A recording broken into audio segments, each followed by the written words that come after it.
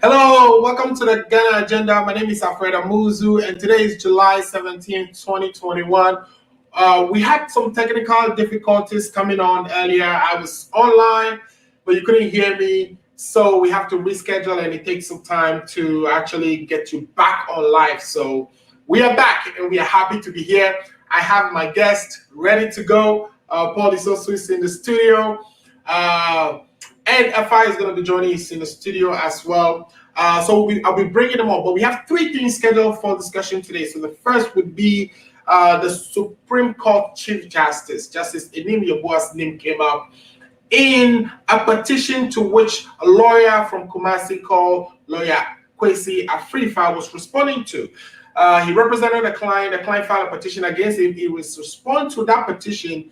He made certain claims against the Chief Justice. These are just hearsays, which has caused the Chief Justice to refer these claims that were made against him, bribery allegations of $5 million made against him in that response to the Criminal Investigation Department of the Ghana Police for investigation. He is also going to forward this to the General Legal Counsel for them to, do their inquiries into the claims and mental disciplinary measures. But then the claim is being made, or what we are hearing, or the questions being asked is that he is the Chief Justice, somebody to whom the entire judiciary reports to, and therefore him chairing, being the person who, whatever inquiries the General Legal Counsel would do would be reported back to him, being the same person that would, in this case, be looked into, that it makes him sort of be in a conflict of interest positions, and perhaps he should step aside and have an independent institution perform these inquiries. And some are suggesting, or the NDC is suggesting, that the president or a resolution from the parliament to the president would be a way to create a commission, an independent commission, to look into the allegations, the bribery allegations being leveled or being speculated in this case, because it's still hearsay about the Chief Justice. This brings the integrity of our, justice system into play here. So we'll be talking about all that. We'll also look at textbooks, past questions that has been acquired by the Ministry of Education for the year 2020 for WASSCE students in Ghana, and some of the issues that came about, whether it's sole sourcing and the amounts involved, etc. We'll talk about that. And then we'll talk about the First Ladies. So without much ado, I want to say first, we apologize for the technical glitches we had before. But let me bring my guest in now so we can jump right into the discussions. I know you've been waiting. Again, apologies. So Paul, and my good friend Afa, let me get myself out of the shot and bring you in. Yes, welcome to the Ghana Agenda for July 17th. I hope you guys are having a wonderful day. Again, sorry for the technical glitches, but we are here. Please give us your introductory words. Let's start from Paul, and then we get into the three topics we stable for discussion today. Well, thank you for the opportunity once again to be here. I'm happy to debate the propagandist chief of the NPP in the USA, my brother Ifa, this afternoon. And my appeal to Ifa this afternoon, that let's speak truth, nothing but the truth. I'm done. Right. Thanks for that introduction there, and I know you're pushing that propagandist. And I'm sure you're not taking that from Paul, right? Paul is calling you propagandist chief of the NPP in the United States. But guys, I'm so excited for your page. I'm so excited that you were able to join me again and again. I apologize for all the issues we had in the beginning. Introduce yourself and respond to Paul for me. You are not a propagandist KP that he's making you to be, right? Right. No, definitely not. Thank you very much for the opportunity. It's always great to come here and talk about, the issues confronting our country and what is the best way forward. I'm happy to be here with all of you. I hope our individual families are doing great. We thank the audience for always showing up and giving us the support. Without them, we will come and talk and talk. It's like selling in the market and nobody buying it. So we need them, and then they also help us. All the things that we say here, one way or the other, contributes towards the development of the country. We don't know. We might find ourselves in there. I see Paul becoming something in the information sector, IT sector in the next government, maybe 2020, 30 something when MP propaganda. And I can't wait to get contracts and stuff like that from him and deliver, because he knows we are excellent people at delivering with value for money and all that kind of stuff. So yeah, NPP, we don't do propaganda. We have never had any propaganda sections in our setup. We speak to truth, we accept criticism, and then we move on. We don't dilly-dally when it comes to state issues. If this is our take, we do it. We take decision, and when we get a bashing from Ghanaian, we say, if you don't like it, we are not going to switch. We keep it. So we don't do propaganda. And the good listeners out there will determine who really does propaganda here. I'll leave that to the judgment of the people. But, Paul, you know who is doing propaganda here. But anyway, it's always a pleasure. I enjoy, in fact, I've been debating a lot of NDC guys. The New York guy, Alaji something. There is a communicator in New York. He is also a great guy. I'm sure that guy is trained by Paul. So there is not that much of, but the other NDC guys, in fact, it's a problem dealing with them. Paul, train them well so that they speak like you. With emphasis on making sure that I don't do propaganda. Thank you very much. All right. Thank you so much, Afa, for those good introduction and remarks there. So, guys, we tabled 3 things for discussion today. We want to talk about the Chief Justice coming up in an allegation. So this is a lawyer from Kumasi who was employed as a second lawyer on a case between Ghana Telecom, now Vodafone, and this chief and the Lands Commission. So basically, a land was given, or land on which Vodafone cited one of their transmissions happens to belong to the chief. The chief asked Ghana Telecom whether this land, how this land has been acquired by the company. The company said it was given to them by Lands Commission for 50 years. And that went to court. The chief won at High Court in Swedru. Then Vodafone appealed to the appeals court. He got a favorable decision at the appeal court too. And again, it was appealed again to the High Court, and he has to go through the process. So in the process of going to High Court, he engaged this chief, Chief Agenum, engaged the services of his lawyers. Recommended that he engage the services of this lawyer, Kwesi Afrifa, who is the person who's been on the petition, whose petition has been sent to the General Legal Counsel, and this is why this whole issue is coming up. So in the process of adjudicating the case, the understanding is this chief paid certain amounts of money. The chief is alleging here that $100,000 to the lawyer, Akwesi, for him to do some gymnastics, ways and means. Now, let's recall a few people on this case quickly. Lawyer Ace Ankoma was representing Ghana Telecom in this situation. The lawyer, Kwesi, is alleging that the Chief Justice had advised, and this is a hearsay, he's hearing it from his client, that the Chief Justice wanted him off the case, taken off the case, so that lawyer Akoto Ampao, if you remember Akoto Ampao during our general election petition, who Akoto Ampao representing the president, Akoto Ampao to be the one put in his place. And in fact, that actually happened. In the Supreme Court, Afrifa was now the one representing the client going forward on that case. Akoto Ampao now represented the client. And so we're going to go into this. And the question being asked is, the Chief Justice is directing this case to the CID, which is the Criminal Investigation Division of Ghana Police, to investigate the criminal component, because some of the things being alleged here are crimes, bribery, for that to be investigated, and also the General Legal Counsel to look into those allegations being leveled, and that he himself will take his own or will go to court and perhaps sue for libel. People are saying, or the NDC is saying that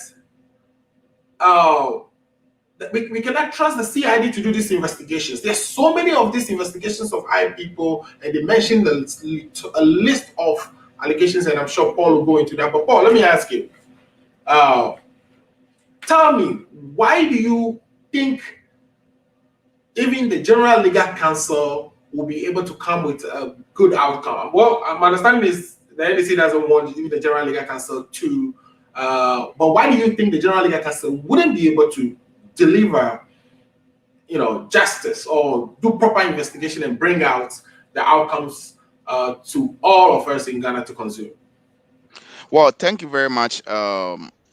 Muzu, for this opportunity. Well, look, when this news broke, I called my brother Ifa, and I said, look, this is a very serious allegation against the Chief Justice of Ghana, because the Chief Justice is the one who supervises the judiciary sector of the executive of the governance we have in Ghana.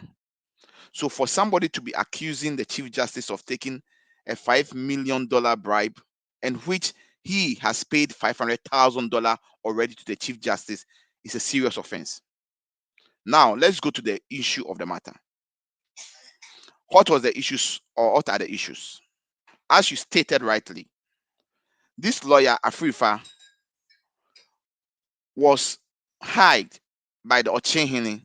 It's not Ochen, the name of the chief, to help them in a case between his people and then Ghana Telecom, by then, which is now Vodafone. And the chief is suing for $6 million for the land that was taken, and that Ghana Telecom insists that it was given to them as by the Lands Commission to put on their transmission and cell site over there. Now, under normal circumstances, the legal counsel, this should not be an issue. The chief took the lawyer Afrifa, to the legal counsel because, according to the chief, lawyer Afrifa took $100,000 from him as a means for ways and means. And that's what they mean by ways and means, is just to go and pay himself through or something of that sort. That is what the allegation that the chief is making against lawyer Afrifa.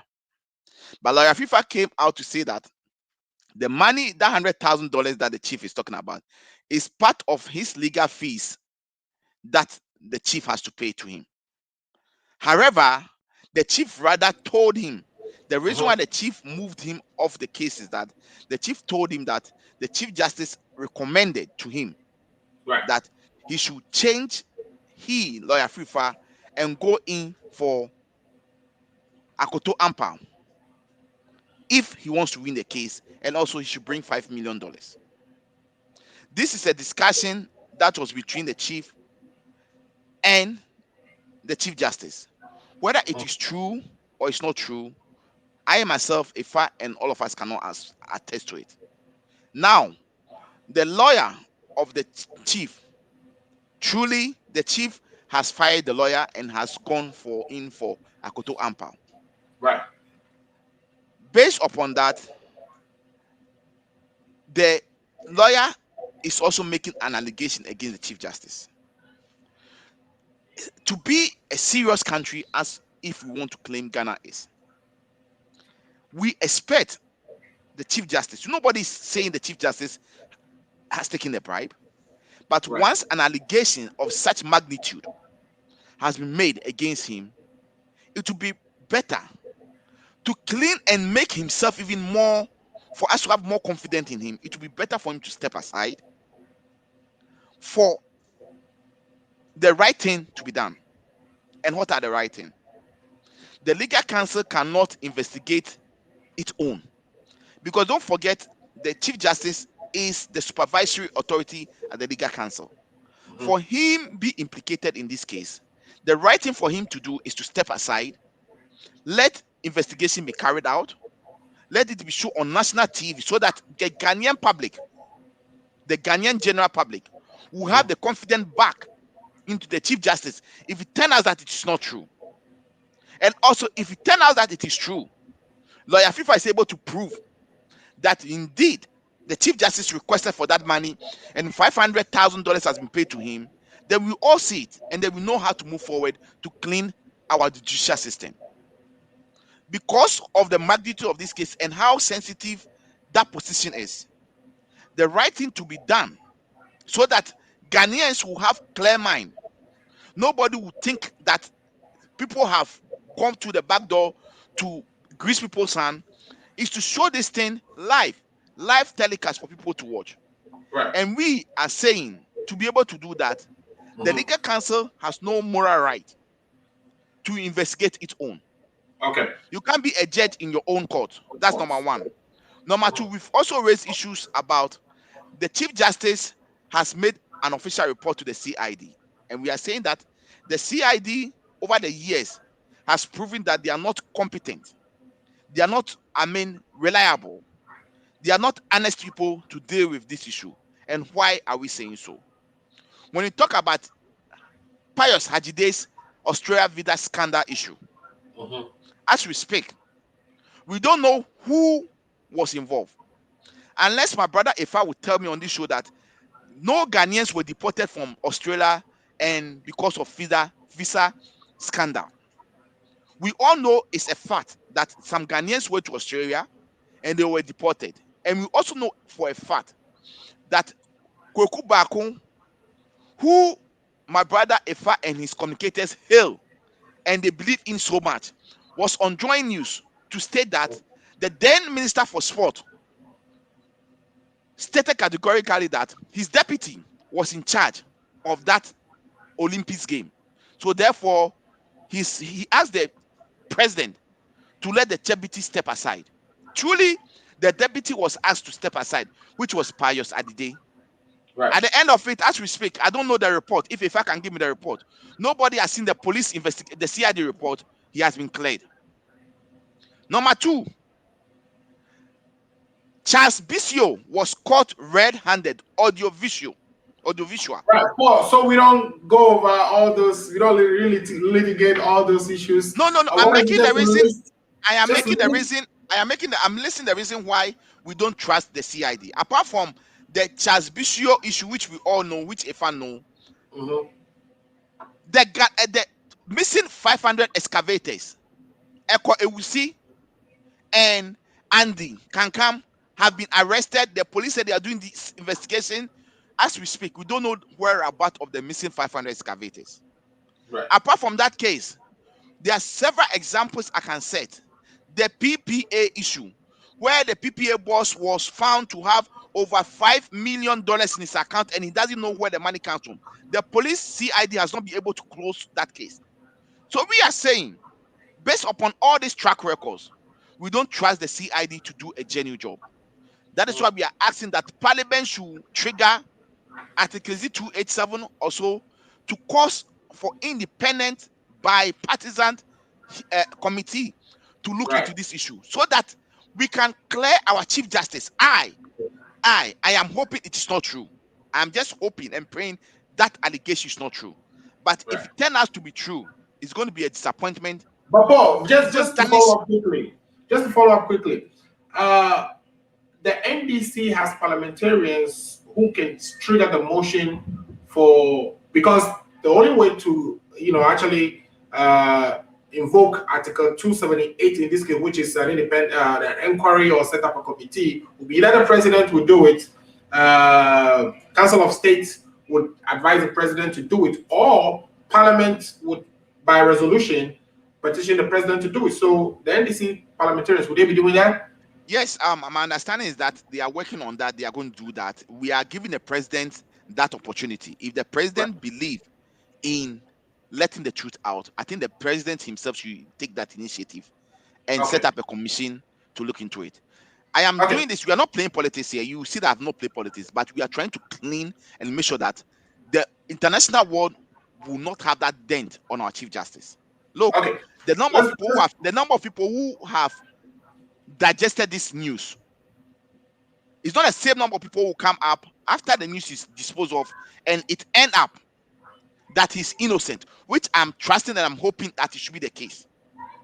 But we are not going to try to shield. We are saying this thing because if you look at the way we are coming to this case, we are rather helping the Chief Justice to make or to keep his integrity at stake.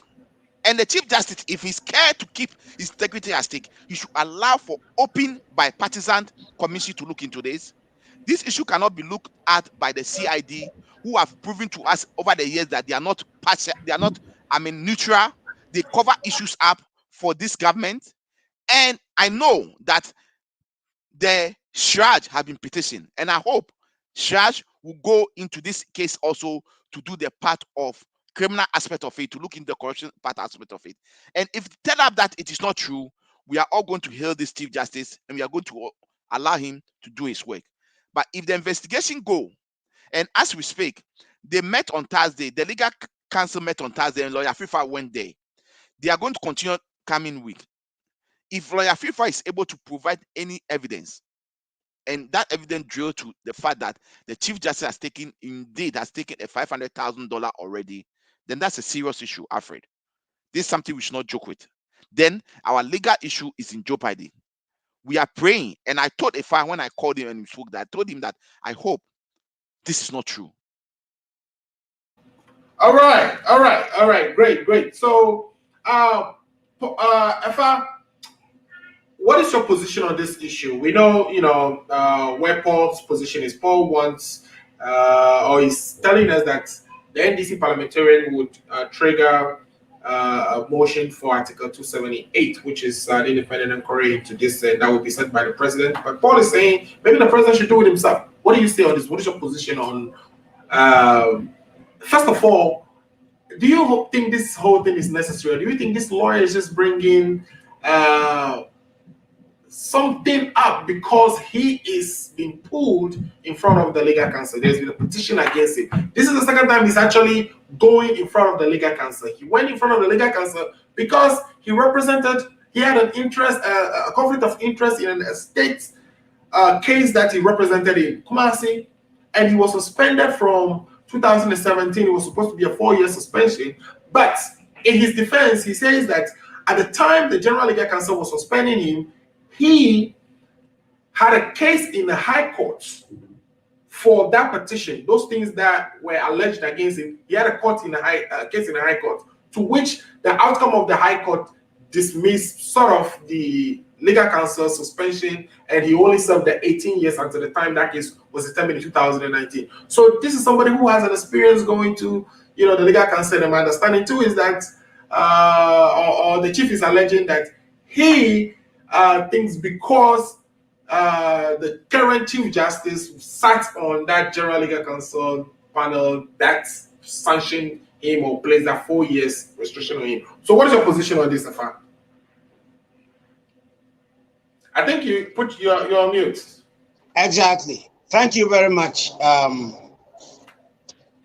Alfred, and thanks to my colleague Paul for the submission. I hope he's around and listening. So the situation where all of a sudden we want to pontificate, like we want to show that, oh, this is how Ghana is. So it looks as if we've had a certain culture of discipline in the country. So we have a trend and do that. It's hypocritical, especially when it's coming from the NDC. I'm not being partisan here, but so a couple of things. I want to enumerate a couple of things, and then I will jump on into this specific case. Right. You remember the famous bribery case in the parliament where Mahama Ayariga came to make wild allegations, right? And then at the end of the day, they had to set up a committee, blah, blah, blah, went through. And then the people that were cited, that this man has given money. And these are my witnesses, MPs. Those MPs went to the committee and said, this man is lying. It's not true. They cited at that time, I think I stand to be corrected, 2 MPs, Ablokwa and Muntaka. And then at the end of the day, there was supposed to have been a punishment. But the then speaker said, go and see no more. So that case rested, right? So how are you trying this to? Oh no, I'm not even finished. At that time, we didn't hear any call that, or even any MP being, haven't said anything or is involved in something saying step down. Now, so that's aside. That's it. We were here, right, during the elections when Muntaka came to tell us that he was there with somebody he didn't know. We were saying no MP saying step down because the parliamentarian has been, there's the sanctions that are supposed to be meted to a parliamentarian and none was meted up. Yeah, but okay. So at that time, I think I want to do the comparison because exactly. So they said the minister. Hold on. The Chief Justice, because he's no. If you will let me explain the link. So they said the minister was involved in bribing parliamentarians, right? Was there a call on the minister to resign? I think individuals did. Individuals did, right? But was it as severe as this? And let's even go back all the way to people that allegations have made against the president. Again, this goes to the presidency, right? So the presidency should have fired him. Instead of you saying just people So that is a different thing we can talk about. So the president firing him is different from the person should resign. That is a personal thing, or there should be something that we activate based on this for you to resign, right? Yeah. Okay. So the president firing him is a totally different thing. That is if the president is convinced, and there has been allegations where the president has fired people. So as and when the president, is convinced based on that, oh no, this is such that you gotta go. And we may have our individual convictions that, oh, this one too should have been fired, right? I don't have a problem with that. But if the president decides not to, he wields that power and decide not to do it, right? So, we can go ahead with he should have been fired or not. But we are talking about resign or get fired, right? Okay. Right. So that one is it. Now we were here when Muntaka came to make a very serious allegation against a chief justice campaigning for the NPP, right? He said he was there when the phone call came. This is Muntaka's story, and that it was on speaker, and the man was giving despicable promises, a promise of this, promise of that, promise of that. Right. That case just died. I didn't see people pushing. Some of us pushed, right? Some of us pushed.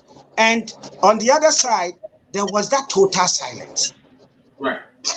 Oh, you see? So you see, there seemed to be... So are you saying we should not say anything about the fact that the Chief Justice has been alleged to have asked for $5 million? Exactly. So I am building a point, right? So I am building a point. In those 2 cases that I'm telling you, they told people that I was there. These are my witnesses. And it was found out to be false, right? The 2 instances that I've given you. Okay. Now, in the Chief Justice case, a lawyer, right? A lawyer that knows the heavyweight of evidence, right? Evidence, whether it's being first class or translated, which is maybe somebody has the evidence and tell you, right? Is saying, oh, this is a situation that the Chief Justice has said this, that, and that. The first thing is was that any recording or just a hearsay? Just a hearsay that between 2 people. This is not between the the chief and the chief justice. It is not, you see, we are not dealing with a situation where it is the chief that is saying that the chief justice has demanded money for me and I have evidence to that effect. It is somebody saying a chief has told me that this person has demanded money, right? And that person but let's put it, this is because even him, the chief, was going to demand money that he was apparently paying for ways and means. So this chief is actually accepting that he has done a corrupt act by paying a lawyer for ways and means. He has the audacity to go and ask for a refund of that money that he was paying to break the law. Go ahead. No, I perfectly understand that, right? Now, so the ways and means, in any case, ways and means is very popular with NDC. That used to be the propaganda department of the NDC. Ways and means, anything possible to make sure that we get whatever we want. Now let's talk about it. You see, there are so many components too that we want to bridge together, and that is going to help. But if we don't break it down, we're not going to understand it. We can just summarize it now. So the chief is saying that lawyer FIFA came, and I'm sure it happens everywhere. That okay, there is something that I can do for us to win. Ways and means defined. What do you mean by ways and means? I mean the general definition of ways and means, as we all know, maybe bribery, right? Trying to make sure that you get a favorable judgment, right? So initially we are told that it was not even, I think it was about 200,000, and then he paid 100,000, right? According to the chief, he questioned the ways and means. So here we are. You see, let's put the facts together. Here we are. Lawyer FIFA has come and has asked for $100,000 to go and do ways and means. And lawyer FIFA is now telling us that in addition to what he is doing as ways and means, so the man has gone ahead to pay $5 million. And then the chief justice had said blah, blah, blah, blah, blah. Now, so what we are going to say is that I am not going to be here and dismiss whatever allegation that has been put out there, because I mean, I don't think that would be fair to the whole thing. So if we are talking and we are saying that based on hearsay, we should give effect to these things without listening to any audio, without listening to anything, and in any case, the chief, the chief that this person is saying did it has not come to confirm what this man is saying, has rather denied what it is. So you are telling me that, Alfred, you are telling me that Ifa said, Paul is involved in blah, blah, blah, right? And then Ifa has come out and said, Paul, I did not say anything like that. I haven't told you anything. And we are going further and saying that the person that is alleged to have said a thing, having denied it, and the chief justice, seeing the importance to clear his name, having taken it to the criminal investigation department, and ASEPA, having taken it to Shraj, and General Legal Counsel sitting on it, all these things are not enough, and that the chief justice should resign from his position. So let's understand that element of the chief justice being the overseer of the General Legal Counsel, so that he is being if there is an allegation that has been investigated that borders on crime, that he should excuse himself at a minimum. Because this issue will not be resolved at CID. CID is investigating the criminal component, but General Legal Counsel would be the judiciary should be the institution that should take action. And he being the leader of the judiciary, don't you think he can be a judge in his own court? So at the General Legal Council, right? It is the Chief Justice that is the chair of the disciplinary committee, right? Right. Right. Yes. So are you telling me that he's the one that is sitting on his case as has been alleged? No, right? So definitely he's going to recuse himself. So as far as the General Legal Council is concerned, if we are saying that at the General Legal Council level, recusing himself is not enough, he should resign totally from there. Maybe people may have a point, but at the if we have a case with a charge, and if you have a case, ongoing case at the criminal investigation department, I don't really think that there should be a resignation on the part of the Chief Justice. Now, okay, so great. here is one thing. Here is what I'm seeing. Yeah. No, here is what I'm seeing, right? You see, based on who is involved in discipline, we shift. We don't have a national debate for in case somebody is caught in this, what should we do to the person, right? So we were here when I'm not doing how do you call it, scoring political points or whatever it is. So if Mahama was in power when the Airbus allegation came, you see, it is very critical and very important. You see, because you know when Kufuor was in power, right? Well, you see, it is important we discuss this, and discuss it in a very passionate way, so that it doesn't matter. You don't have to. Yeah, I want you to bring it all up in one summary. Exactly. What my question is that if Mahama were in power when they talked about the government official one, would the NDC have done a press conference? Definitely, MPP would have done a press conference on it. In fact, we did, right? But because this matter is not NDC MPP matter. This is the Chief Justice of the country. There are category of officials. There are category of officials that NDC feel that they are not favoring them, so they become target. And the Chief Justice is one. But isn't this grave enough allegation to you? In fact, forget about MPP NDC. But no. I don't think what is at the table right now is enough allegation for the Chief Justice to resign. I don't think so. Somebody's level. So you see, somebody like you see, he gave a couple of and I perfectly agree with him, and I can list them here.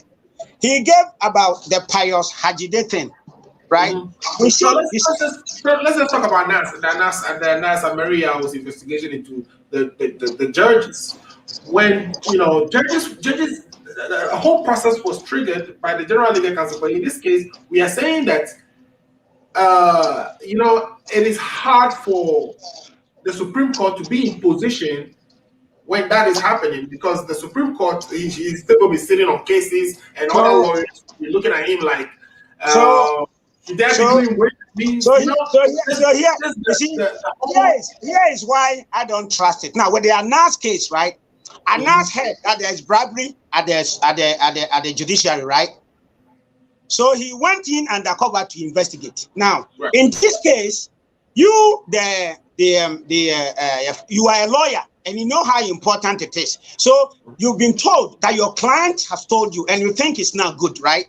So why didn't you? Why did the lawyer? But we don't know what the lawyer has to. You are expecting the lawyer so far is just talking about hearsay. No. So why did the lawyer did not go further and say, okay, let's activate something and get some information? He's a lawyer. He knows how to handle evidence. It's not if I were him and I have this evidence and I'm alleging these things, whatever evidence I have, I know the media is not where it's going to matter the most. He knows this is the guy who. But you know that what? No, you see what the lawyer is doing. If he has evidence and he's bringing it now, you know it's criminal. Because you see what he's doing is because the 100,000, the man is not seeing the reason for the 100,000, and he saw that this man has deceived him. So he's taking him to the General Legal Counsel. That is why this lawyer comes. So the lawyer is doing this. The lawyer is doing this to kind of pollute the air. I mean, I don't really. I see this. So the lawyer debunked the 100,000. I'm sure there's going to be an engagement letter. So here is the case. So the lawyer can deny. Listen, there's going to be an engagement letter between the lawyer and his client. Exactly. And all these things. You see, let us not take sides. When we take sides, we are not going to debate them. For me, yeah, exactly. For me, the man's allegation that I gave him 100,000 should be backed by evidence and proof.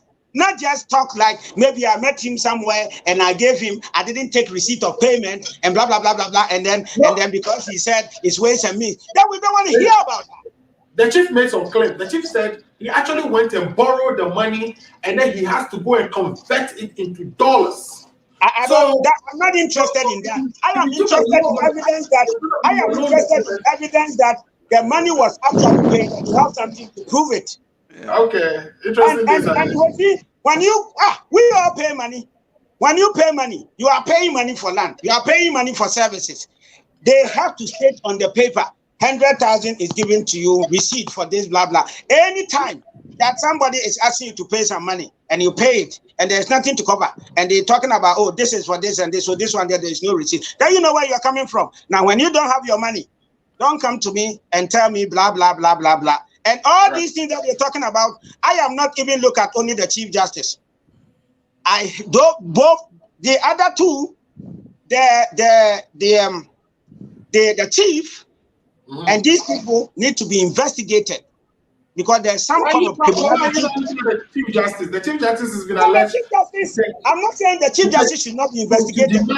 To demand $5 million in bribe. This is the allegation being made by a lawyer. I am not saying that should not be investigated. Who has the Chief Justice saddle? Matter of fact, the Chief Justice was the only one that repeated himself on the Supreme Court hearings that concern this case. All the other judges, you will alternate and take a case and not necessarily be on this case, but he continued throughout. And the way this thing played out, the allegations that the lawyer is making about him being replaced by lawyer Ampao, all that happened. So, I think we should wait for the evidence, and evidence is going to come out. Lawyers investigation. My take is that a summary of my take is that the investigation is important. We should have a principle that guides us as a country. There have been a lot of allegations, false allegations that have made people waste our time. For us to discuss, people waste our time for us to set up investigative bodies only to find out that people that are credible in the society are lying. But I have my doubt about this, but that does not preclude anybody from investigating and bringing us the truth. If somebody here is telling us that we have a CID that is so government favored and stuff like that, then you should give me a list of the cases that the CID favored the government then previously, and not just all of a sudden there's a CID that favors government. There are government agencies that favor the incumbent government, and that others in the past had not been favored. If there was that favoritism and you did not work on it, then let us enjoy the fruits of favoritism in our system. Anything short of it, again, is propaganda and not national discourse. Thank you. Thank you so much. Let me take a few comments, and I'm going to bring Paul to react to all the things we've heard from Afar so far. Mr. Joel and Black says, good day, guys. So he's enjoying the show, and I'm sure he's shared the links. Please, if you're watching, share the links so that other friends who may be interested or may benefit from what we are sharing today also join us and enjoy the show. Sal John says, share the link, share the link, share the link. Thank you, Sal, for saying that. Johnny Kwesi said, can you restrict these ads? Okay. I think that was me. I left the YouTube on and the ads were jumping, so he didn't like that so much. Atoko Bena says, to be taken seriously, one must establish a prima facie case. You can't just come up and make any flimsy allegation without any shred of evidence and say, oh, I don't trust the CID. Who do you trust? Interpol? Waste of our time. Give us a break, Paul. All right. So I told Zane, I told telling you, Paul, give us a break, and I'm sure I told you would like to. You Paul see, would like to respond to that. Alfred, our But friends Paul, in the you MPP. want to hold it all so that when I finish, you can Okay. give us a response to all of them together. I thought, and then Johnny Quincy says, but the CID is garbage. How many of their investigations have been released and actions taken? What came out of the Tower Girls investigation at all? All right, good question there. Ato responded by saying, Quincy, all our institutions are garbage then. And then Johnny, so they're having their own little conversations here. He says, Ato says, yes, agreed, right from the presidency. Johnny says, right from the presidency. And of course, Johnny came back again. All right, there we go. Legacy joined us, and he's saying, nobody in right sense will admit paying bribe. EFA is telling us, that to ask for receipt when we pay bribe. MPP people think they are smart. So they're saying, you're asking for a receipt when you pay bribe. That's impossible. Right? Paul. Yeah, yes, well, Alfred, yeah, quick, in rebuttals. Look, right. I've not stated or nowhere has an NDC any NDC official stated that the Chief Justice should resign. We said he should step aside for investigation to be conducted. After the investigation is conducted and he's found not to be involved or in all this allegation, he can just get back to his job and do it. But if it turns out that there is some evidence to prove that yes, such allegation or such allegations leveled against him happen, then we follow the due procedure. So if I was throwing dust into the eyes, he keep on saying resign. Nobody has said resign. We said step aside. Number two, he was CA. If I is CA, trying to rubbish the whole issue. He doesn't even know what evidence lawyer FIFA have. Ifa does not even know what the lawyer is standing on to make that allegation. And that lawyer is a senior lawyer. He knows the replication of going to that committee to go and just make any wild allegation without any evidence. He knows what is involving. So I advise my brother Ifa and Ato that they should hold their fire. They are jumping the gun. Let's wait. Let all of us wait and let's see what evidence the lawyer will be provided. Because of course you can't just go to such a committee and just go and say hearsay without providing evidence. So let's wait, because I believe this lawyer is an astute lawyer. He knows what he's putting himself in. If he has any information to share, he will not have done that.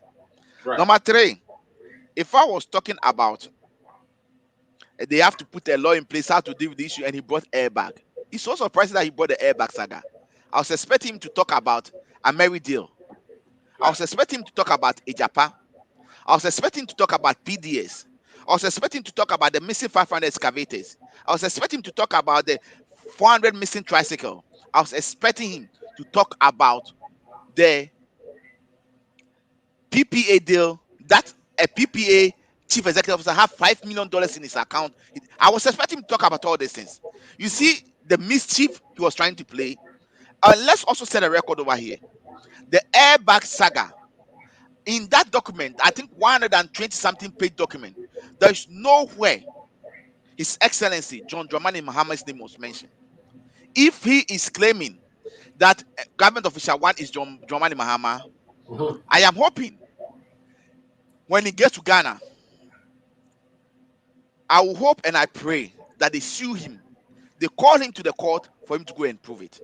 Now, the last point I want to make, and today I'm trying to be very, very, very nationalistic and very genuine. It's interesting for me to hear a fact to say that NDC is known to be paying ways and means.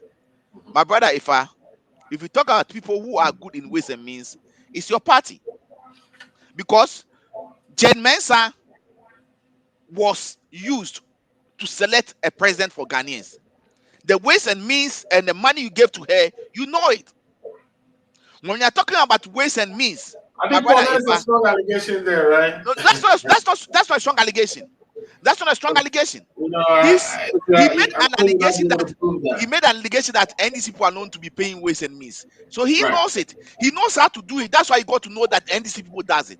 Because Right. there's a saying that if you don't know how to, if you see a snake beat you before, if you see a worm, you run away. He Right. knows it. Ifa is an expert in ways and means. Ifa is an expert in paying corruption money. That's why he got to know that NDC knows how to do it. So for me, Right. I'm just putting on record that if you're talking about ways and means, my brother Ifa and his communicators, they are the people who are going around paying radio hosts, people to rubbish this story. Alfred, All you know right. that this story they are trying to throw this story under the carpet. Just a few radio stations were able to press on this issue before radio stations such as Asempa and other radio stations, their radio stations, Peace FM and all those things tried to talk about it. But they did not even go into details. Right. So we are saying this thing to let the emphasis that we are not, I'm not going to sit here and say that I'll be happy to hear that the Chief Justice has taken or was involved in or has been implicated in such an allegation. We need to protect our judiciary. And to do that, that is why we are saying the Chief Justice should step aside and Right. let true and transparent, the word is transparent investigation should go on. If the Chief Justice is cleared, we all hail him, we all support him to continue with the work he's doing. Thank you. All right. So, I know if you have one or two things to say quickly about that so we can move to the next topic. You've heard Paul. Paul is saying that we need a transparent process. What is your response to all that? And then let's go to the next. Yeah, thank you very much. Right. We all know if NDC is not going to tell us who government official one is, we all know who that is. So how do we all know that? That is maybe you don't know, but who is government official one in Ghana? So I don't know. That is perfectly fine and absolutely okay. Now, NDC talks like they are some kind of some small entity in the politics and governance of Ghana, right? You see, you are talking about an issue bordering on legality and constitutional issues and stuff like that. If you see the Chief Justice stepping aside in the Anas case, the Anas activated the process, right, for them to be stepped aside for those all the other things to be carried. So you see, you are not just an ordinary political party, right? You are a big shot in Ghana. You have all the legal gurus. But because they love propaganda, you are not activating anything. You have gathered yourself and just go do a press conference for purposes of propaganda. Activate all the necessary procedures we have in the country as a lesson, right? Right. Parliament, petition, whatever. Activate them and let us know. Publish them. Go around. All these monies you're talking about, they've paid this thing. You see, you are here. You see, you are also making the same allegation. You know. You see, and this is a nation-wrecking statement. You know that MPP has paid Jim Mensah. You've been talking, he's in there with us, blah, blah, blah. Just talk. We are talking about criminal issues, and we are not taking it up. See, that is nation-wrecking. This is not nation building.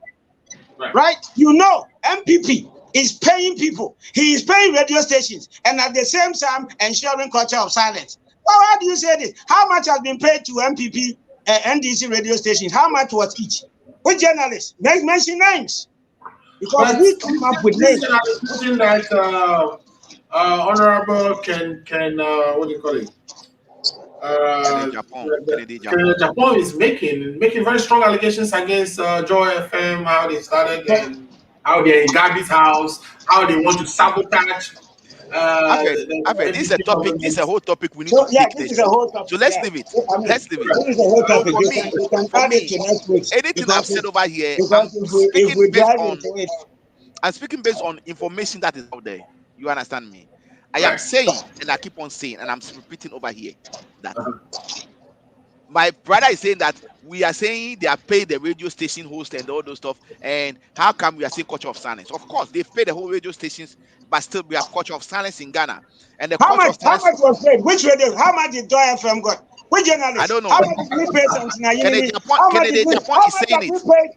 Alfred, so MPP has been paying you, and you are sitting here and you don't say Kennedy it. How can you be wicked to the development of Ghana like Kennedy that? Japan is saying it. Kennedy Japan is saying it. Alfred, has I'm paid that not saying it. to be favoritism. Japan And you is are saying wicked it. and you have been talking against us like that. Alfred, How can Kennedy you be Japan wicked is to the saying it. development Kennedy of Ghana? Japan just made this Which allegation. other radio stations? So Kennedy MPP in the Japan- junior is paying the junior. MPP radio stations. They are paying all the City FM and all those things. How much have been paid? You see, we can tell me, continue Kennedy to make Japan is your allegations friend. of propaganda, right? Kennedy Japan is your Paul, friend. You have his number. You have his number. Paul. So call him and tell him to tell us how much was paid to those people. Kennedy Japan said it. You have. I know you have Kennedy Japan's number. He's your friend. Paul, Please call him and tell him to tell you how much was paid to those staffs in Joy FM who go and sit in Gabby's house every day. Okay. Just tell us. Okay. So now you are here. You had a hearsay that somebody has paid money to somebody, and then you are against that person that has paid the money that is said to have received it. Now this same person, you are saying that Kennedy Japan is saying, but now you are on Kennedy Japan and you're not against the one that received it. How can you be hypocritical like that? You are right. Hypocritical. You see, when you Kennedy has the one thing we say we are going to. You We see, are the going to take on the Kennedy as the point topic and talk about it. nationalistic, okay? So much is coming Let from there. us debate the issue. Yeah. Let us gather the evidence.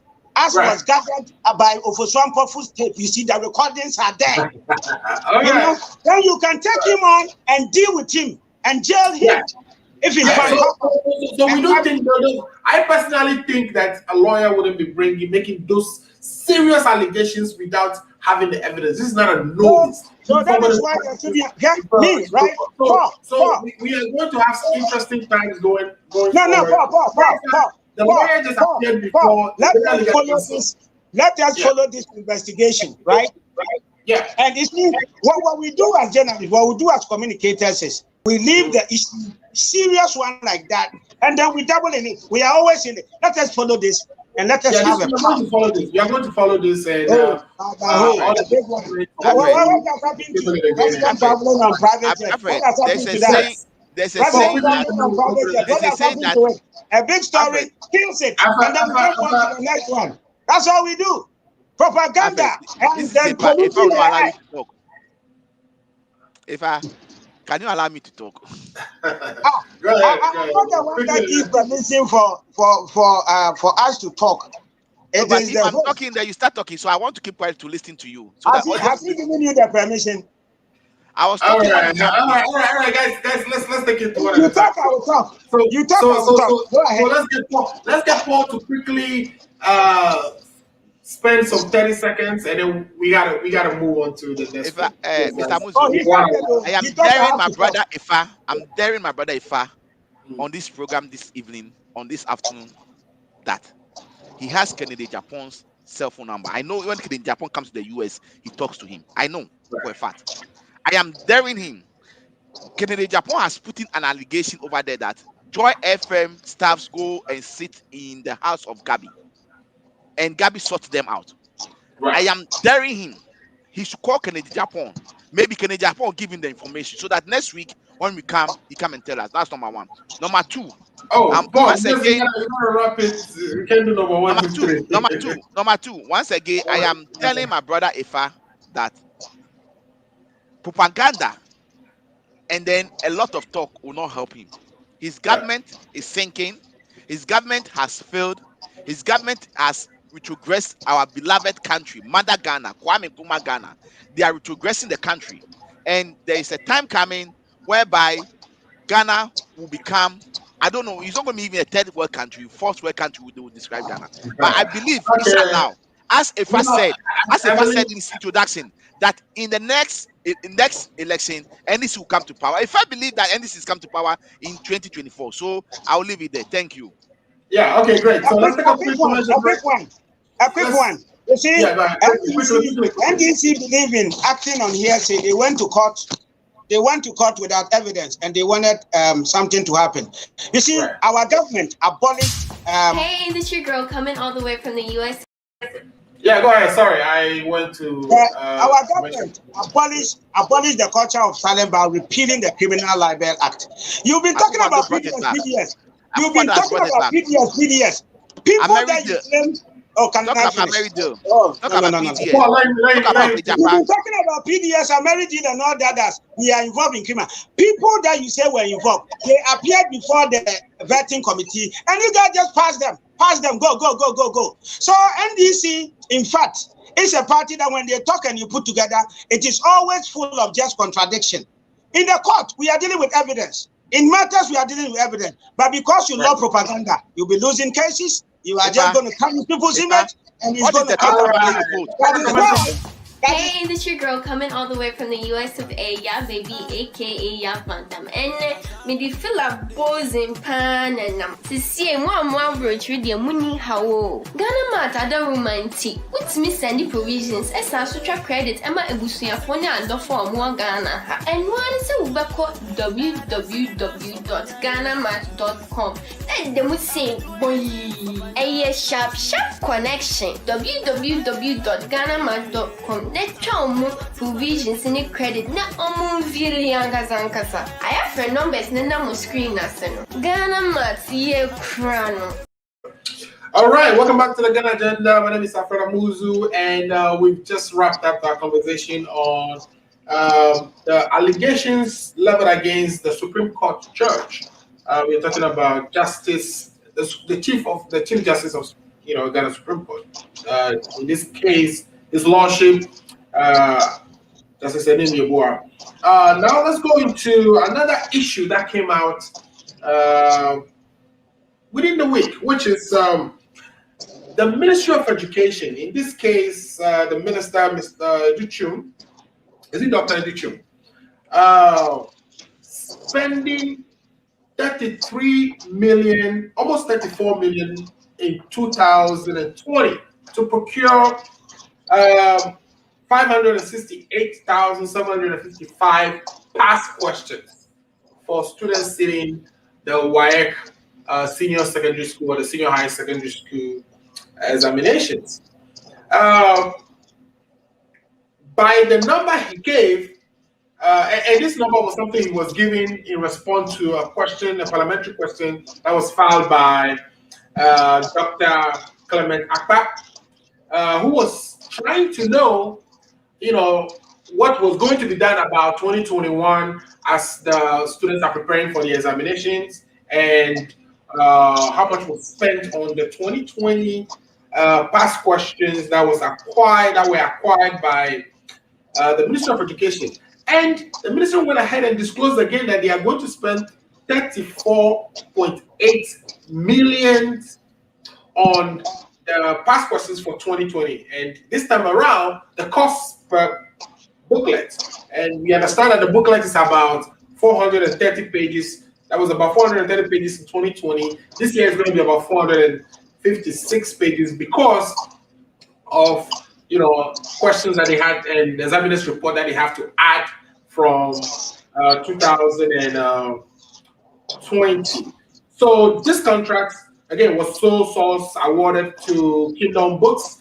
The minister is saying, now the minister came back. If you recall, I was saying the cost per booklet for 2020 was 59 Ghana cedis per book. In 2021, it's going to be 78 Ghana cedis, which is about 32% jump in the price. But the minister came back and said the price of 59 that was being quoted by Dr. Akpa was a typo. Even though it was a typo, that was what they sent to Parliament. So ask my guest questions on what they think about. So Paul, let's bring you in. Look, Mr. Amuzu, Yes. Before I just touch on that topic quick, I think, I want to also dare my brother Ifa again on this show today. I want him to come next week on the show with the total valid vote cast in the 2020 election in Ghana. Since he think the NDC went to court without any evidence, I want you to come and tell us as we have 5 different results. The Supreme How Court much also did you added get? another How result. much did you get? That is the The matter. Supreme Court, Mr. Fa, if you are talking, I don't talk. The Oh, Supreme okay. Court Oh, almost, sorry. the Supreme Court also added the 6th figure. So we have 6 different figures. He knows J Mensa is a party member, is a party pinking. So you should go and ask J Mensa to tell us that figure so that he can bring it to the show next week. I'll move on to the next topic.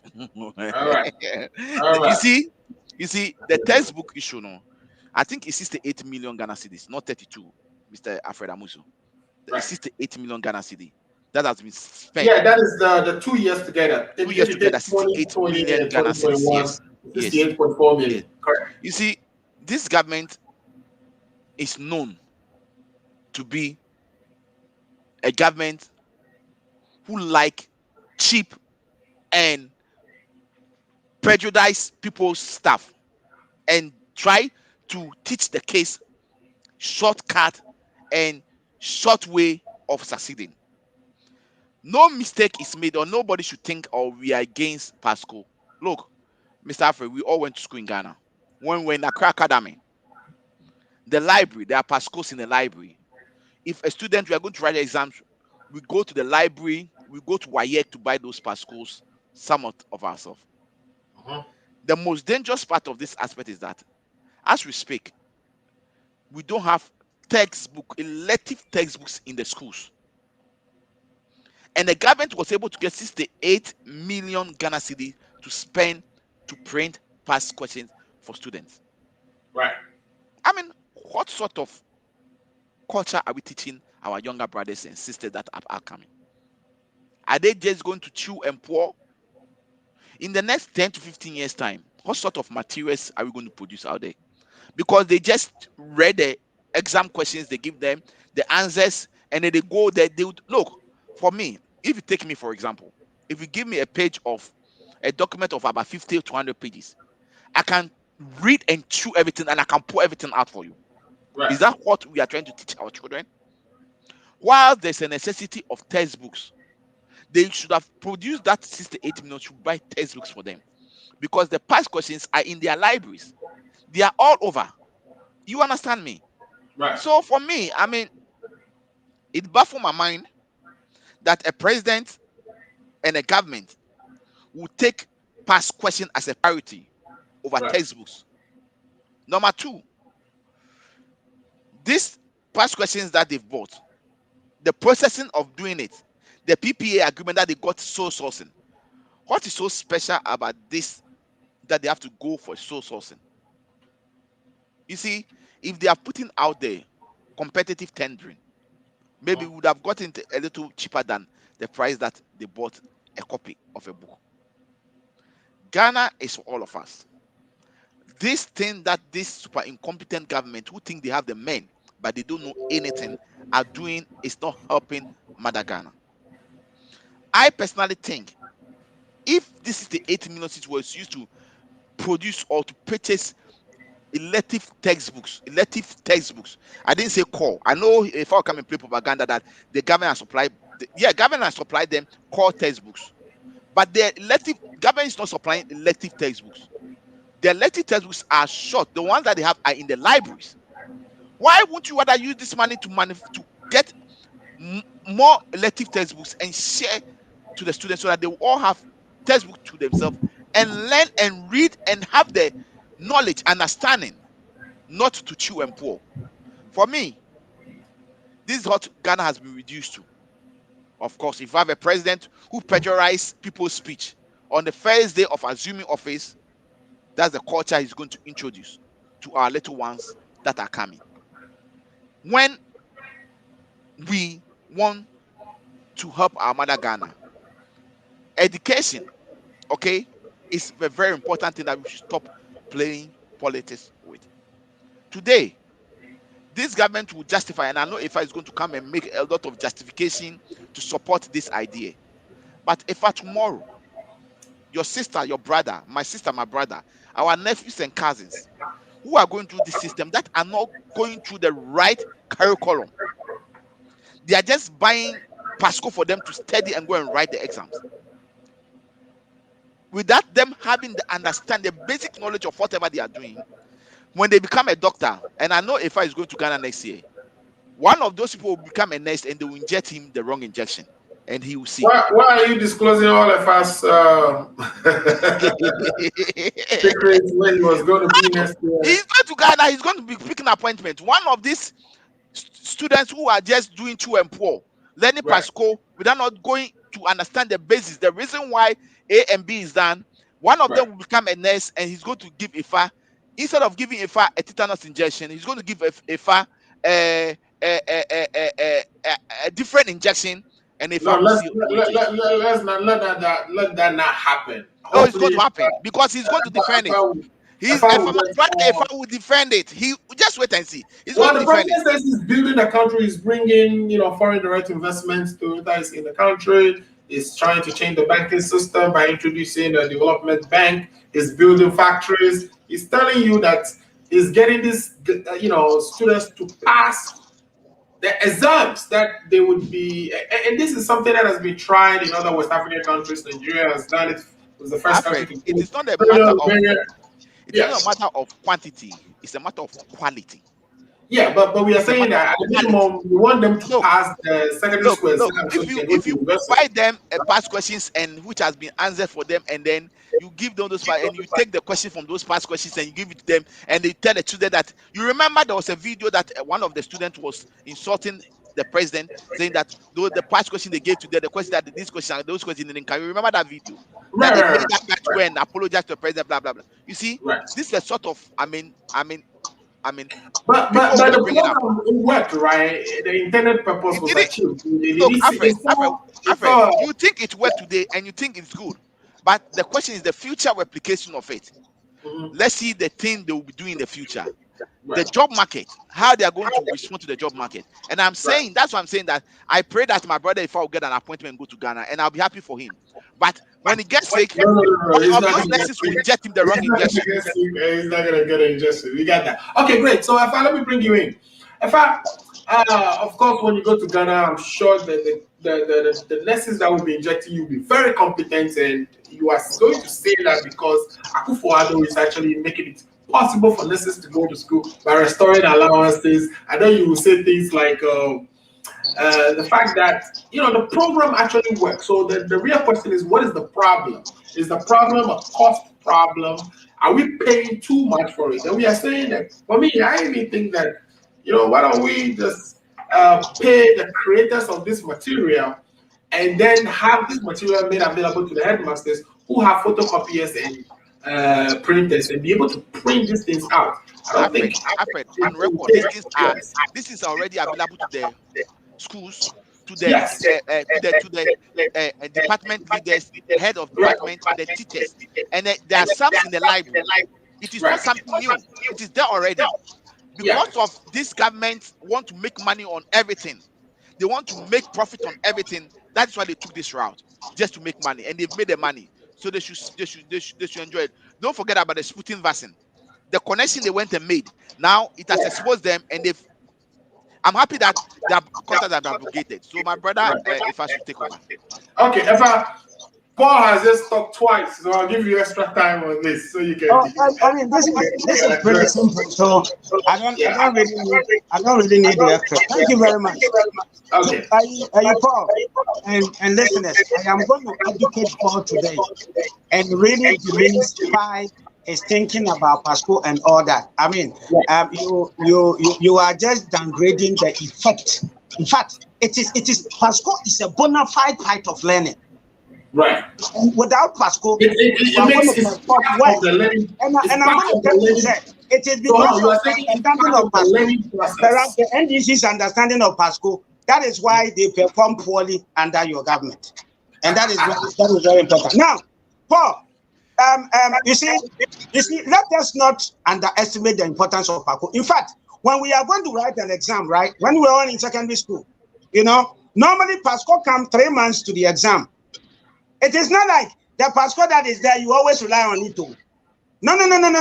And every single subject, every profession, medically, when they're doing graduates, all these people, they rely on Pasco. Pasco has nothing to do with practicals. Pasco means pass the exam, and then the practicals and other things are there. right? You don't need Pasco to practice. Or if you are able to answer a question on how to use syringe on a patient, you then just go to the class, the doctor, and start using Pasco. We can talk about the cost and what to do about it. But here is the take on it. Now, we all know that in Ghana, when we were there, you see the Ivy schools were the ones that were getting the Pasco. And the schools, every time the schools, unless the school was established yesterday, these are the same schools that are taking the exams, which we are calling the Pasco. They don't bring just the number of papers for the school. The headmasters get copies. There are copies left after the exam. There's no school because they are I don't want to call it because they are a big school. And that's why they have Pasco. Ghana, everybody should have Pasco. Don't you agree? So, if you are talking about Pasco and you are telling me that there is a Pasco that was made in 1942 in the library, and that we are in 2021, go and rely on this phone Pasco, you are going to fail. I'm telling you. But that's not what we are saying. That's not what we are saying. If you can only make my submission, you're going to understand where I'm coming from. But he's diverting attention. Since SS started, right? You don't need 1942 Pasco because that would have been an O-level or A-level Pasco. Since SS started, the secondary schools have been the exams have been taken in the schools. The headmaster has a copy of every single past question. I perfectly understand that. So when you get the past questions, right? When you get the past questions, it enables you to follow the trend. If they are changing the way you answer a question, the way a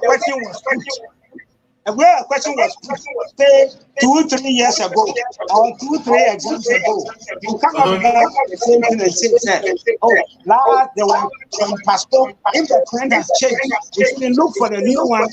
But if it is changed, shouldn't the teachers be the one to know and be able to teach this to the students? It shouldn't be the students. If the first person is there, you are missing too many things. Hold on. If the first person is there, right? If the past question is there, it is the teacher's responsibility to actually teach the subject matter to the students. Why do we give textbook to students if the teacher has a master copy and teaching them? Why do we give the students textbooks? Why? But I'm saying that this is just past questions and every student can use a copy. If the teacher it's in the library. It's in the library. Why does the student need a textbook to take home and continue learning? We have to understand all these things. If we're going to talk about cost, we can talk about cost. And I'm going to come there. But you are saying that when how the question will be answered changes, it should be captured in a renewed past questions document that is bought by the government. I'm saying that when you do that, when are you going to stop? So that anytime something changes, you have to go buy a whole new book. Meanwhile, the teacher who is responsible for teaching the student the subject matter so they can answer the question, can tweak their teaching so that it covers the changes required by the new marking scheme. Shouldn't that be the case? You can't just be going to be buying. So every time there's a little change, you are telling me we should go and buy that is not. There is nothing like the little change as in maybe we have a Pasco 3 months to the exam and then 2 days to the exam.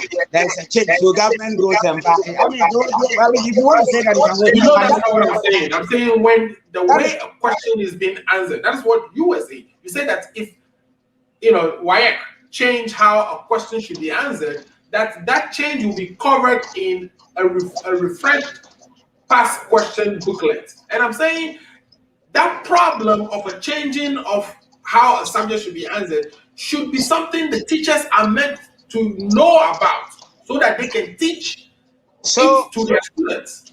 Yeah, so all that is in there. So that yes, all that is in there. But in addition to that, government decided to provide for the students for better understanding. They go home and continue and practice and stuff like that so that they will be able to do it, right? Now, all that we are talking about, right, there is a result that justifies that what government did is something that we should commend government for. We can talk about the cost and maybe how to do it effectively. But if you're telling me that I shouldn't talk about the fact that, let me give you the exact figures here so that I don't quote. And all of you know it, that in Ghana, the whole of West Africa, how many countries?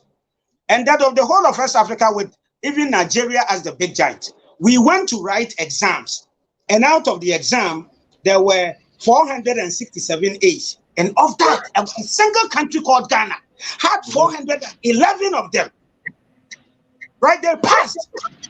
Man, Alfred and Paul, let's admit it. If you are not, you see, you can know everything about a particular subject, but you cannot pass it.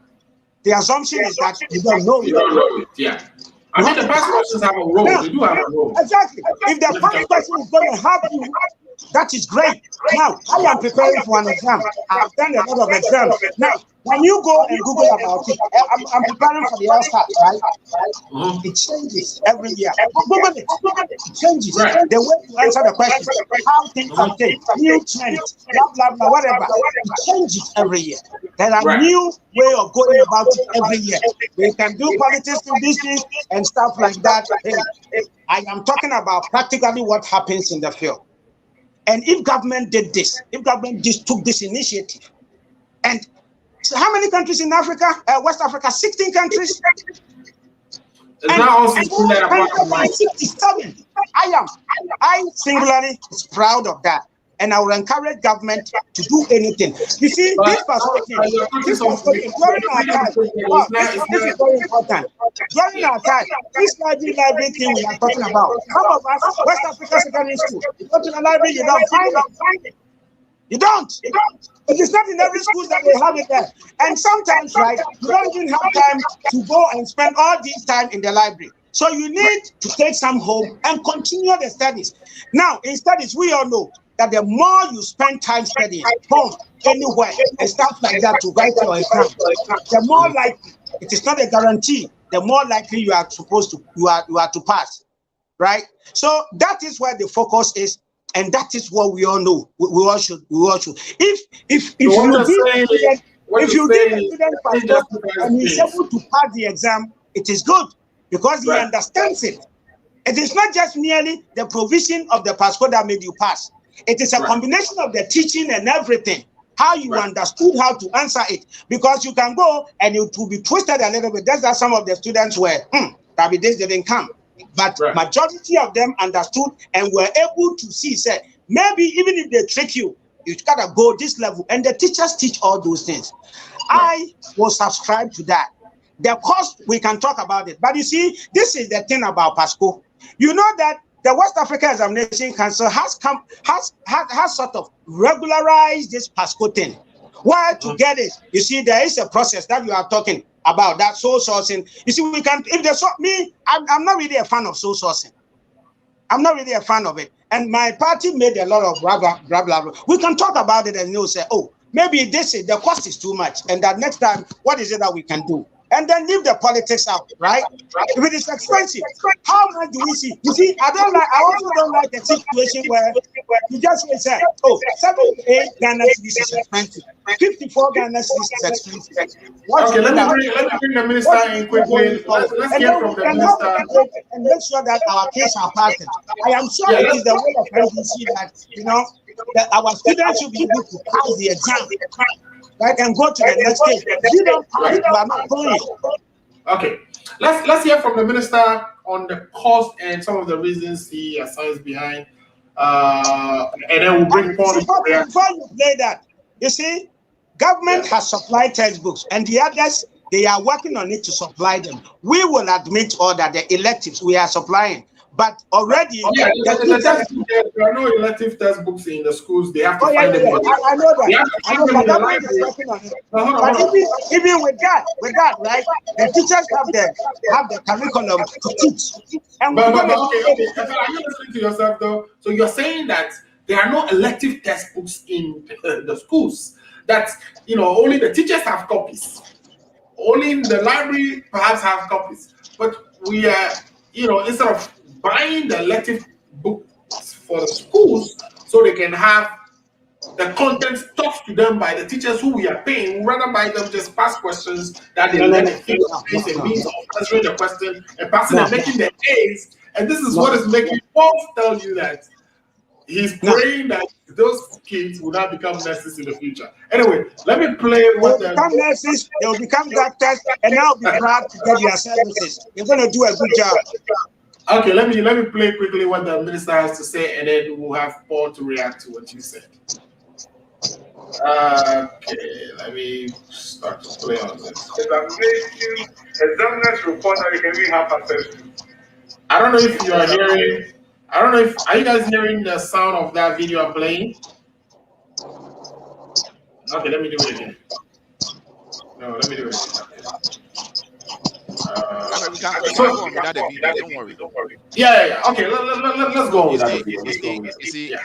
Fuck that. I never stated over here that Pasco is not important. I said we've all used Pasco when we were in secondary school back home in Ghana. We go to the library, or our various subject teachers bring them, or we ourselves put the initiative in to get it from other sources. Some of us will go and buy it. Some people you get it from friends. Some you do photocopies and all those stuff. I've never said that it's not important. So for a fact, all the noise if I was making, I never said anything of that sort. Number two, let it be on record that the propaganda if I is making is that they've passed over 411 people who had A's.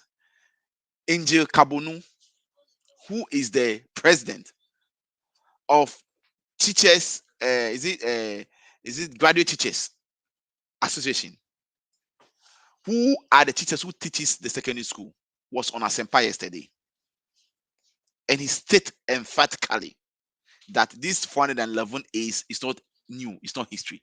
Ghana continue to strive.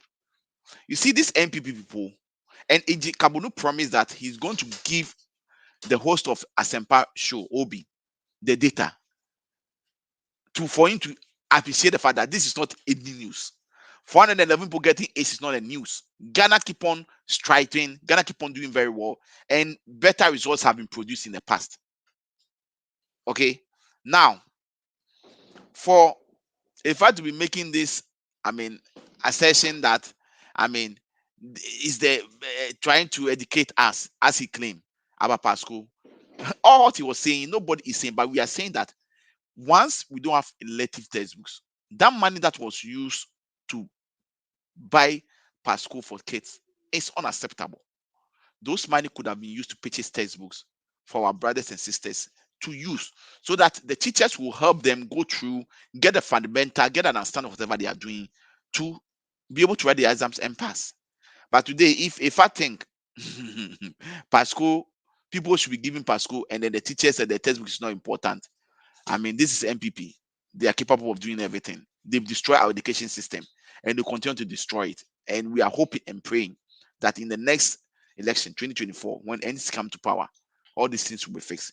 But the good question I want to put over here is that why is it that they know it's a good thing? Why they not continue? Why won't they continue this year? I think they're buying Pasco this year, right? That's the one they're buying for the $78. No. They are not buying for this year. They're not buying for this year. Yeah. They bought it for 2019 and 2020. They are not buying it for this year, 2021.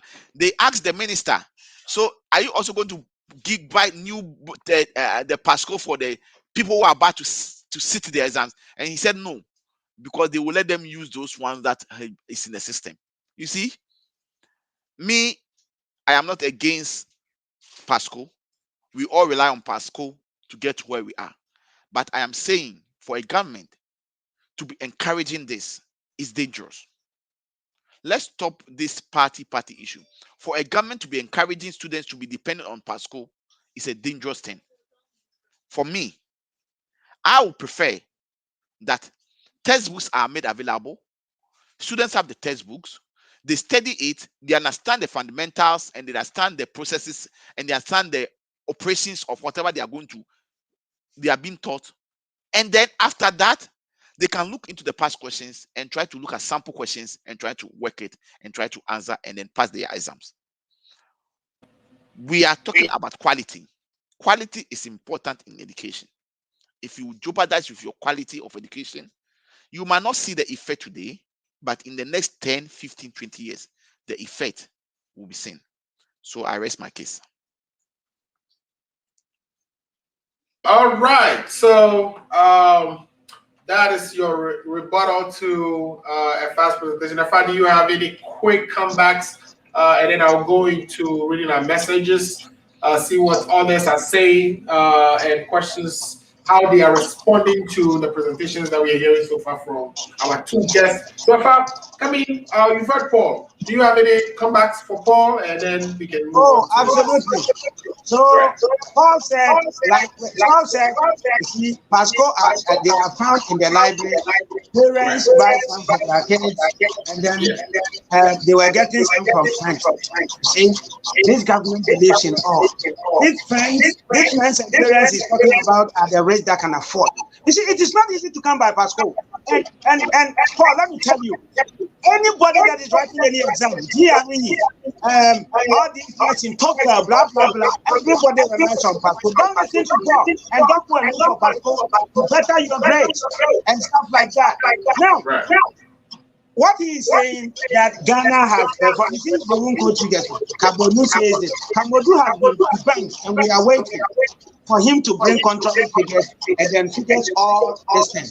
We can do propaganda, we don't have, but you can't do propaganda with figures. You cannot. And if this government is taking up upon himself to pay for exams fees, parents could have, you guys as your parents, some can afford, pay fees, pay for exams, and provide you with textbooks, and put in place every measure for you to pass. You say we are funding our education. You see, you agree that we have to do this thing. And then when you come, you are going, who told you Pasco means you're going to produce people that cannot? The people that do. What is the measure of saying that you can go to the next stage? So if people are having past persons and they are passing, and you are saying it's not good, we should abolish it, what results do you want? So we should continue to those days where the affluent, the ones that can buy, so that we, those who come from poor people, poor homes, we those who come from, in fact, the hinterlands, where it is even difficult for you to find certain things for effective study. Government providing for them, you say it's not good, listen to NDCO and make your judgment. But the NPP will do everything to ensure that it is not just Pasco, but we will change the curriculum for it to reflect current trends. We will provide the textbooks, we will resource teachers, we will have enough facilities for the Ghanaian to study and pass and be a world class as far as education is concerned in Ghana. And we are on course to delivering on that promises. We will not rest. We will not allow propaganda to rear its head and kind of slide us off the slope. And at any point in time, government made decision. And the fact that we are buying Pasco doesn't mean we haven't budgeted for textbooks. These are totally two separate. And if it is delaying, we can talk about the delay and say, hey, hurry up and do that one too. But they are passing. And that is important. That is significant. Ghana is a giant in the SSS as far as the West African sub-region is concerned. And what other means could we have said this? And people will come and try to play. Let us pray that next time they are going to top it, like if it is 500, Ghana will get like 550. Let us continue to raise the bar high. And passing is a standard based on which. And if you can do anything for your kids to pass, you do it. Parents buy for their kids. They go where? Schools are going around buying. And you say it's not good, listen to the NDC, arrest my case. How can if the target is 500, you expect Ghana people to go 550? How can that be possible? All right, so it is 467, and we got 411 A's, and you think we cannot go higher? You think we can't go higher? You have the doubt. You are one of the doubting Thomases, and it's your propaganda. We will show that. That is what we expect. That is our hope, and we continue to put in place measures for that to happen. We want them to play active role in global affairs, in technology, in IT, and all these big shots that are coming. That is why, when people are choosing Ghana as a destination, they are not just looking at peace and enabling environment. They are also looking at the human resource and our education system and all that we're putting in place. That is why Ghana is so sweet for investors. And it is only it's very important to look at the labor pool from which you'll be drawing as a company when you decide to locate in a country. So that is a very valid point. We have to educate our population. We're just hoping that the past question are going to make them people who actually understand and know the content and how they operate, how they can apply those content versus just figuring out how to pass exams and move to the next level. All right, let me read a few comments and then we can come back and wrap up this version or this part of our conversation. I think I need to be dropping. We have about 25 more minutes and we should be wrapped. We should be done. Okay, so what kind of this thing is that? Where are you going? Stay and listen to my submissions. So lifetime legacy from where the lawyer is coming from, in other words, Asante region, and the CJ are also from Asante region. It would make no sense for him to make those comments against the CJ without basis, right? So in other words, he's saying definitely the lawyer has some basis, and we should just wait for that as the case unravels. Because again, this is not just any ordinary lawyer. This is a lawyer that practices in front of the Supreme Court. At the minimum, I think he would know how to manage evidence, and if he has one, that he would be adducing those quickly here. Otherwise, he's gonna have a lot of trouble coming his way. Ato says, ever since NDC lost 9-0 at the Supreme Court, they have been paranoid and suspicious of this Supreme Court. Sounds like the ego defense mechanism. So he's saying that ever since, and of course, allegations that Muntaka overheard someone saying the Supreme Court or the justices are trying to make sure specific persons are confirmed, etc., etc. He's saying that is just kind of some paranoia that the NDC had, carried on from the judgment. And I know my friend Paul would like to respond to that. So quickly, lifetime, like I said, this can be mischievous. And then ACO Radio, one of our ACO managements, I'm sure is behind the scene, commented, and he says, great show. Lifetime Legacy again says, MPP is connecting governments. They are always, currently in government, they are always looking for new ways to loot the nation. So he's saying MPP is currently in government, and you guys are always looking for new ways to loot the government. I'm sure if I will talk about that. Ibrahim says, why can't we resource the teachers instead of wasting all this money on the final year students only? However, I think parents are to buy the Pasco for their awards. Okay, so he's agreeing with you, Paul, that the parents should be buying those Pascos, and then we should resource the teachers, provide the textbooks so the students can learn content instead of just ways to answer questions. Lifetime Legacy says, this free SHS, they promise useless government. This is a free SHS, they promise useless government. And ACO says, we always blame government for everything. Assessment of outcomes in the educational system should not have any connection with political parties. And I agree to that. But again, here it's a political party making considered policy decision to procure past questions for students to kind of encourage or help them up their grades up for their admission into tertiary institutions and continuing their study. And FI is telling us that he's studying for the LSAT, which is the Law School Admission Test. And he himself has to rely on a lot of fast questions if you're taking a GRE, any course you are taking in order to get admission into a tertiary institution, that it's important that past questions are part of your learning process. Jordan Alomasu, I think, is enjoying the show and is clapping for us. Thanks for watching, Jordan. Share the link, tell a friend to tell a friend. They're going to join us on. Paul, do you have anything to quickly say to wrap this segment up? And then we're going to talk about the emolument for first ladies. And just to say, I noticed ACO Radio. ACO Radio is an institution. It's not a human being. Right. So whoever is using the name ACO Radio should come with his real name. That's what I want to say. Okay, great. So whoever is using ACO Radio. So the thing with ACO Radio is, for those of us who are hosts that are able to log in, even I remember one of the shows. They have a wellness show the other day. I went in to comment, and I came under ACO, and so I had to quickly disclose that it was me, Alfred. So the call is saying, whoever is behind the ACO ready, please tell us who you are, so that he can answer some of your questions for you. Okay. In fact, any last comments on this past questions acquisition? I know you're a strong believer in them. You say it Yes. worked. So, Ghana is better so for that. Ghana has spent about You also about mentioned seven, we can talk about the cost. Ghana has spent about 7 to 9 billion on the free SHS. That's a huge money that, as far as school fees and other things, parents would have struggled. The past question is just a small chunk of it. And if government would do that for the students to pass, that was a great thing. I think that from the very onset of the free SHS, NDC has a campaign of making sure that it fails, no. never succeeds, and all that kind of thing. And the latest is that the students should have failed other than pass, and that they don't believe in the students passing.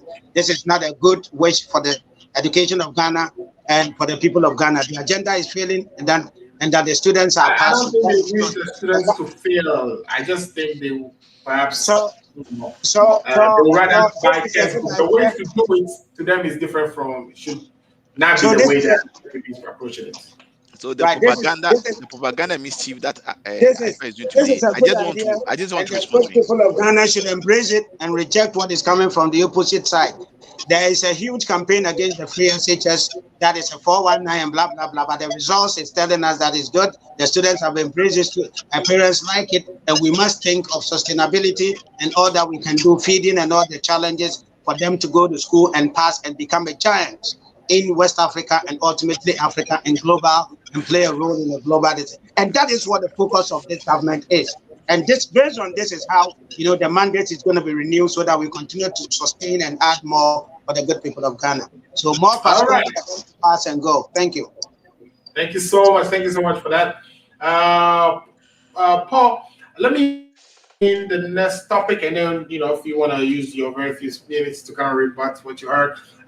So the next thing we want to talk about is allowances and salaries, which has been an issue that several different commissions were set up. The Greenspan Commission. There was, culminating in the current one, which is the one led by Professor Etiamo, to look at how do we take care of our first ladies, the first lady and the second lady. How do we provide for them, their office, and then themselves? In this case, we've been paying allowances to them to kind of support the activities they carry on at state functions, receiving guests, and etc. Even the foundation, sometimes we support their foundations. Look, Mr. But, Muzo, yes. look, IFA has played propaganda on our platform with this issue. I posted Right. a lot of questions to him. He could not even respond. Look, Yeah. if I posted a picture, if I started by saying, that the Lordina Mahama has written a letter, Lordina Mahama, Her Excellency, has written a letter that she's going to refund all the money that was paid to her. And I told IFA it's a fake news. Right. Later on, he himself came out with a document to say that the former first lady's offices has not written such a document. So you see, they've played propaganda. They've changed different figures out there. Look, nobody in the NDC and the social commentators and the CSOs who are complaining about allowance. Allowance was introduced to spouses, was introduced by His Excellency, the late former president, Jerry John Rawlings, during his era. Yep. Whereby every quarter, every 3 months, the first lady's offices and the second lady's offices are giving some allowance support to support the running of the activities. And this thing has continued since then. When Kufuor came, Kufuor tried to continue with it, and Kufuor added former first ladies and all those stuff to it. Nobody has raised the issue.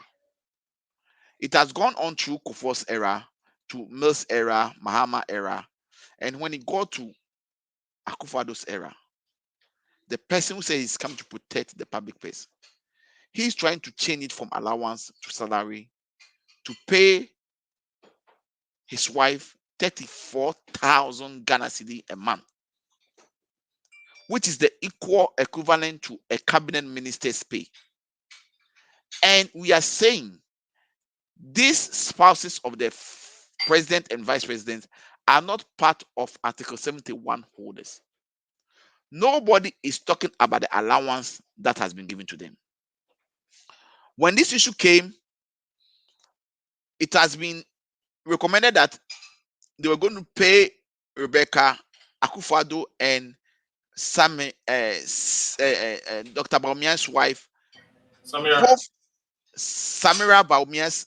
They are going to pay. One is going to take 34,000, almost 34,000, and the other is going to have about 33,000, almost 34,000, and they are going to backdate it as far back to January 2017.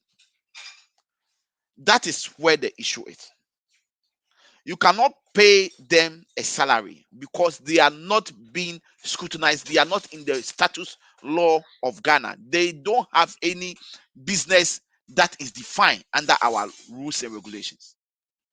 That is why all the allowance that they've been receiving from Rawlings Time are allowances that are being paid to them from the Chief of Staff's office under government machinery. The monies that go to the government machinery, those money, that's where they take some of the money and give to them every 3 months. And it's on record, 2016, as we were leaving government.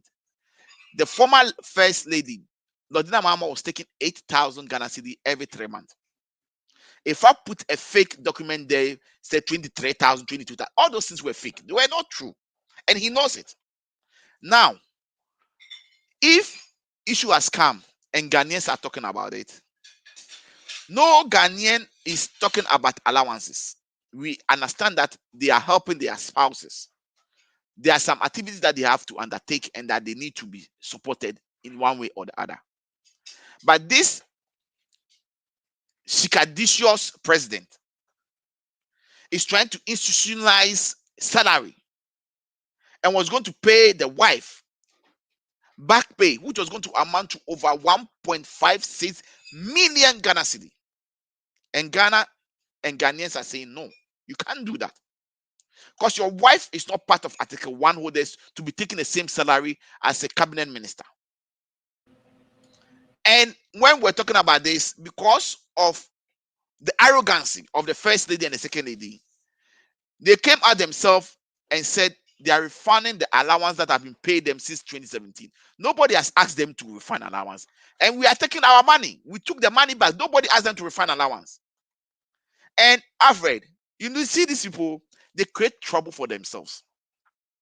If we check the letter that was written from the First Lady's office to the Chief of Staff, which was leaked to the media, they said they've paid over 800,000 Ghana cedi back as being the type allowance paid her from January 2017 to date.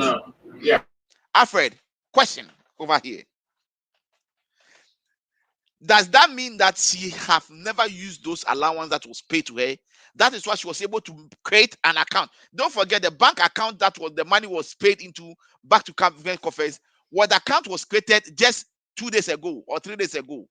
And the following day, they paid that money into the account and issue a check to the presidency. And you see, this government, they are so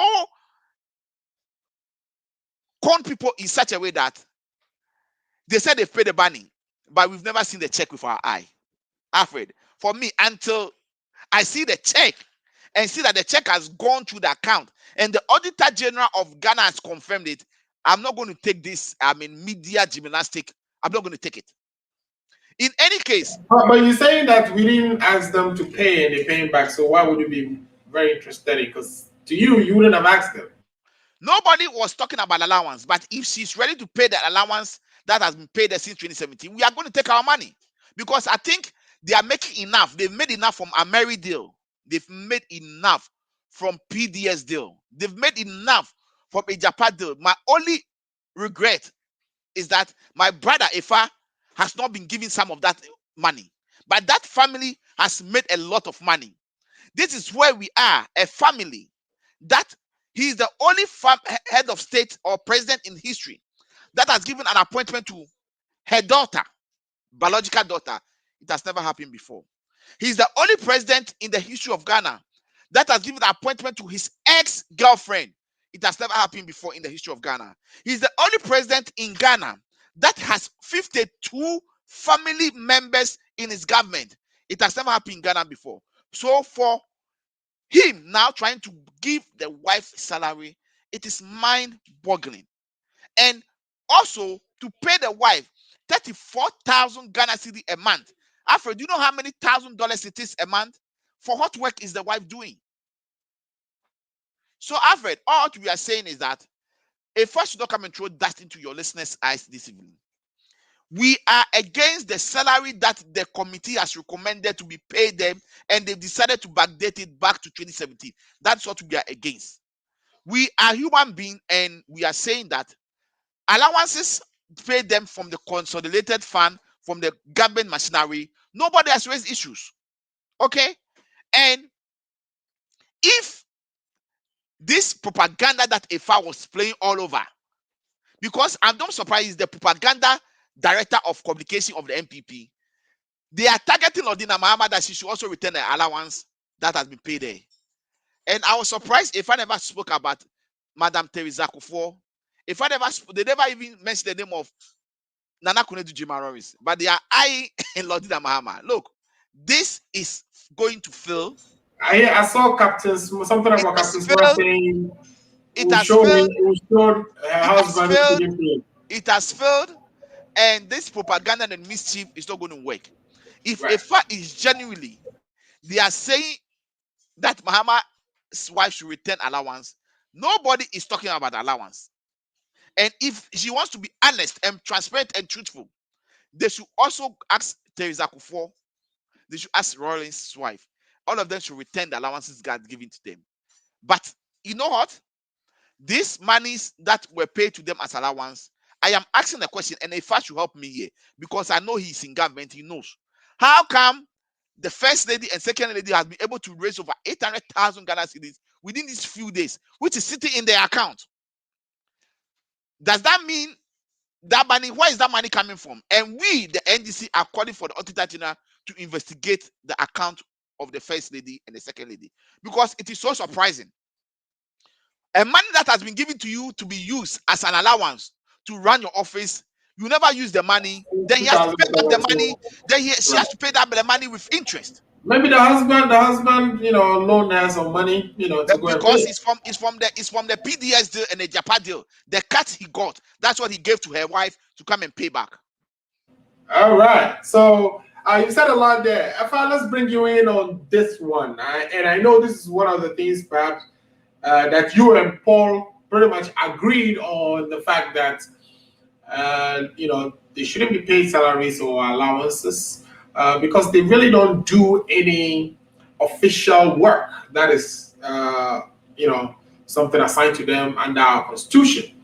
But Paul is saying that, where did they even get that much money within the shortest possible time?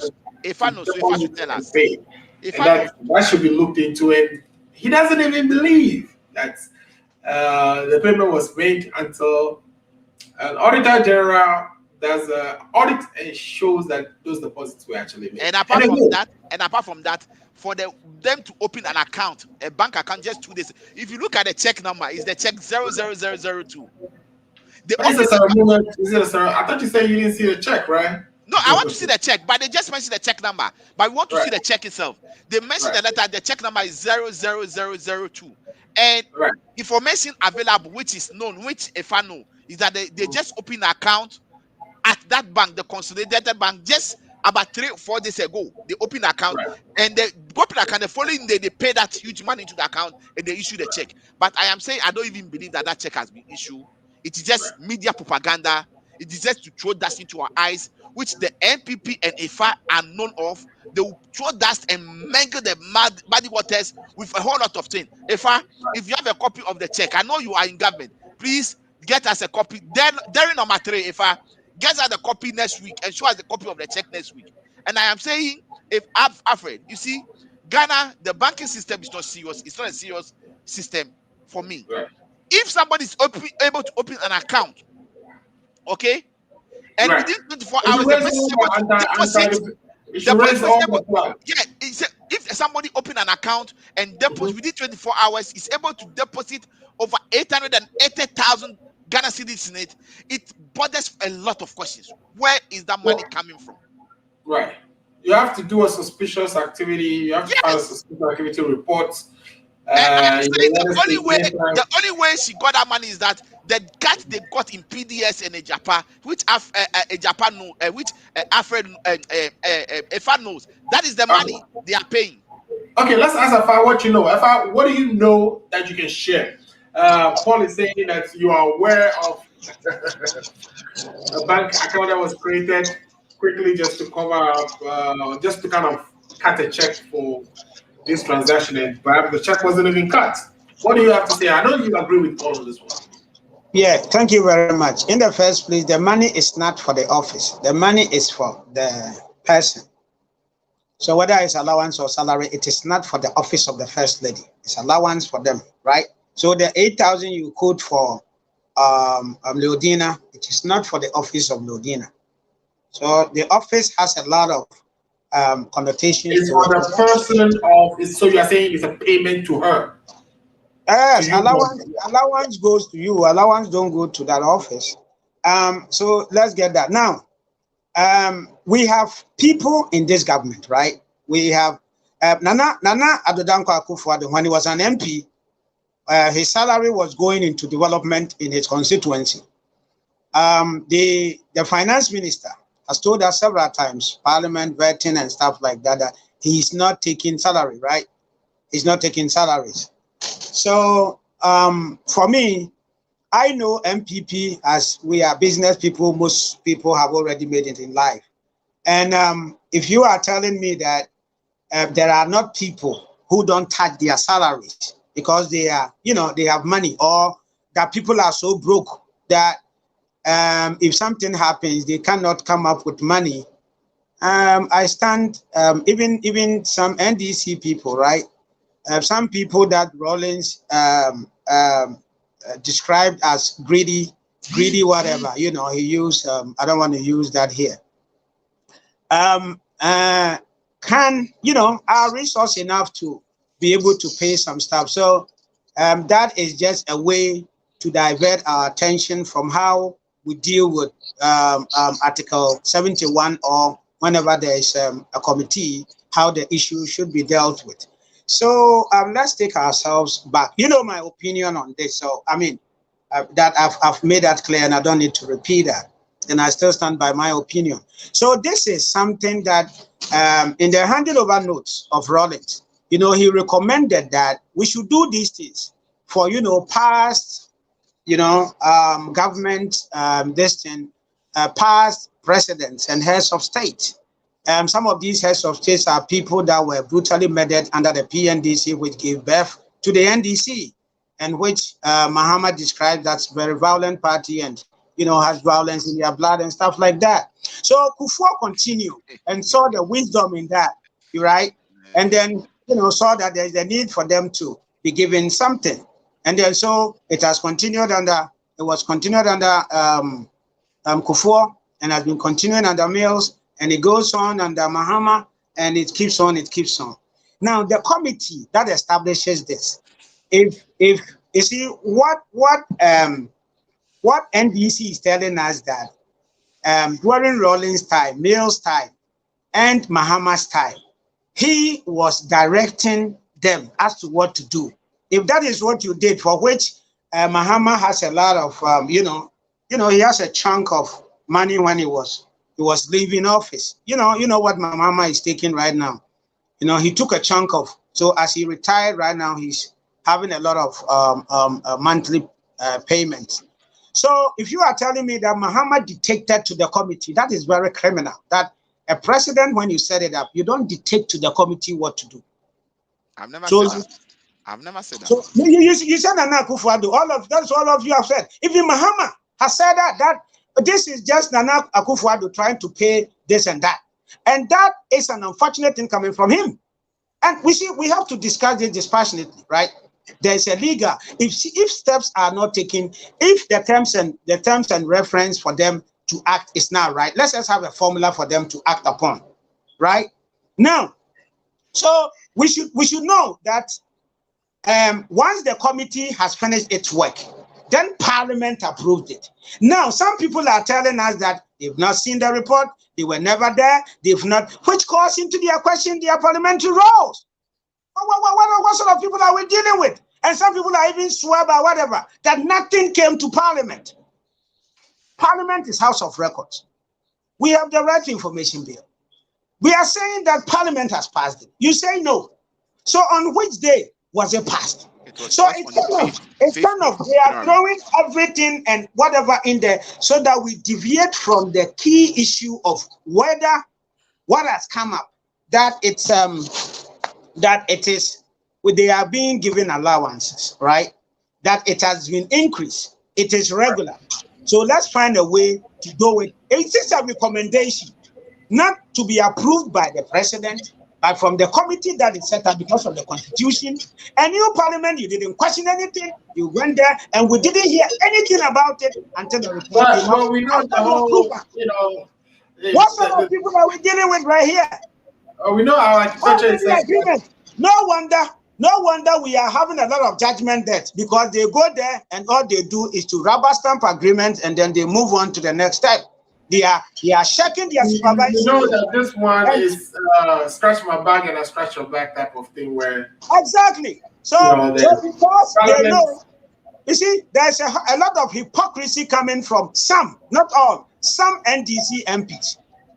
You know, you see, they are there enjoying benefits. They are there not doing their work, and then they come and they tell you, go and tell us that on that day there was no agenda.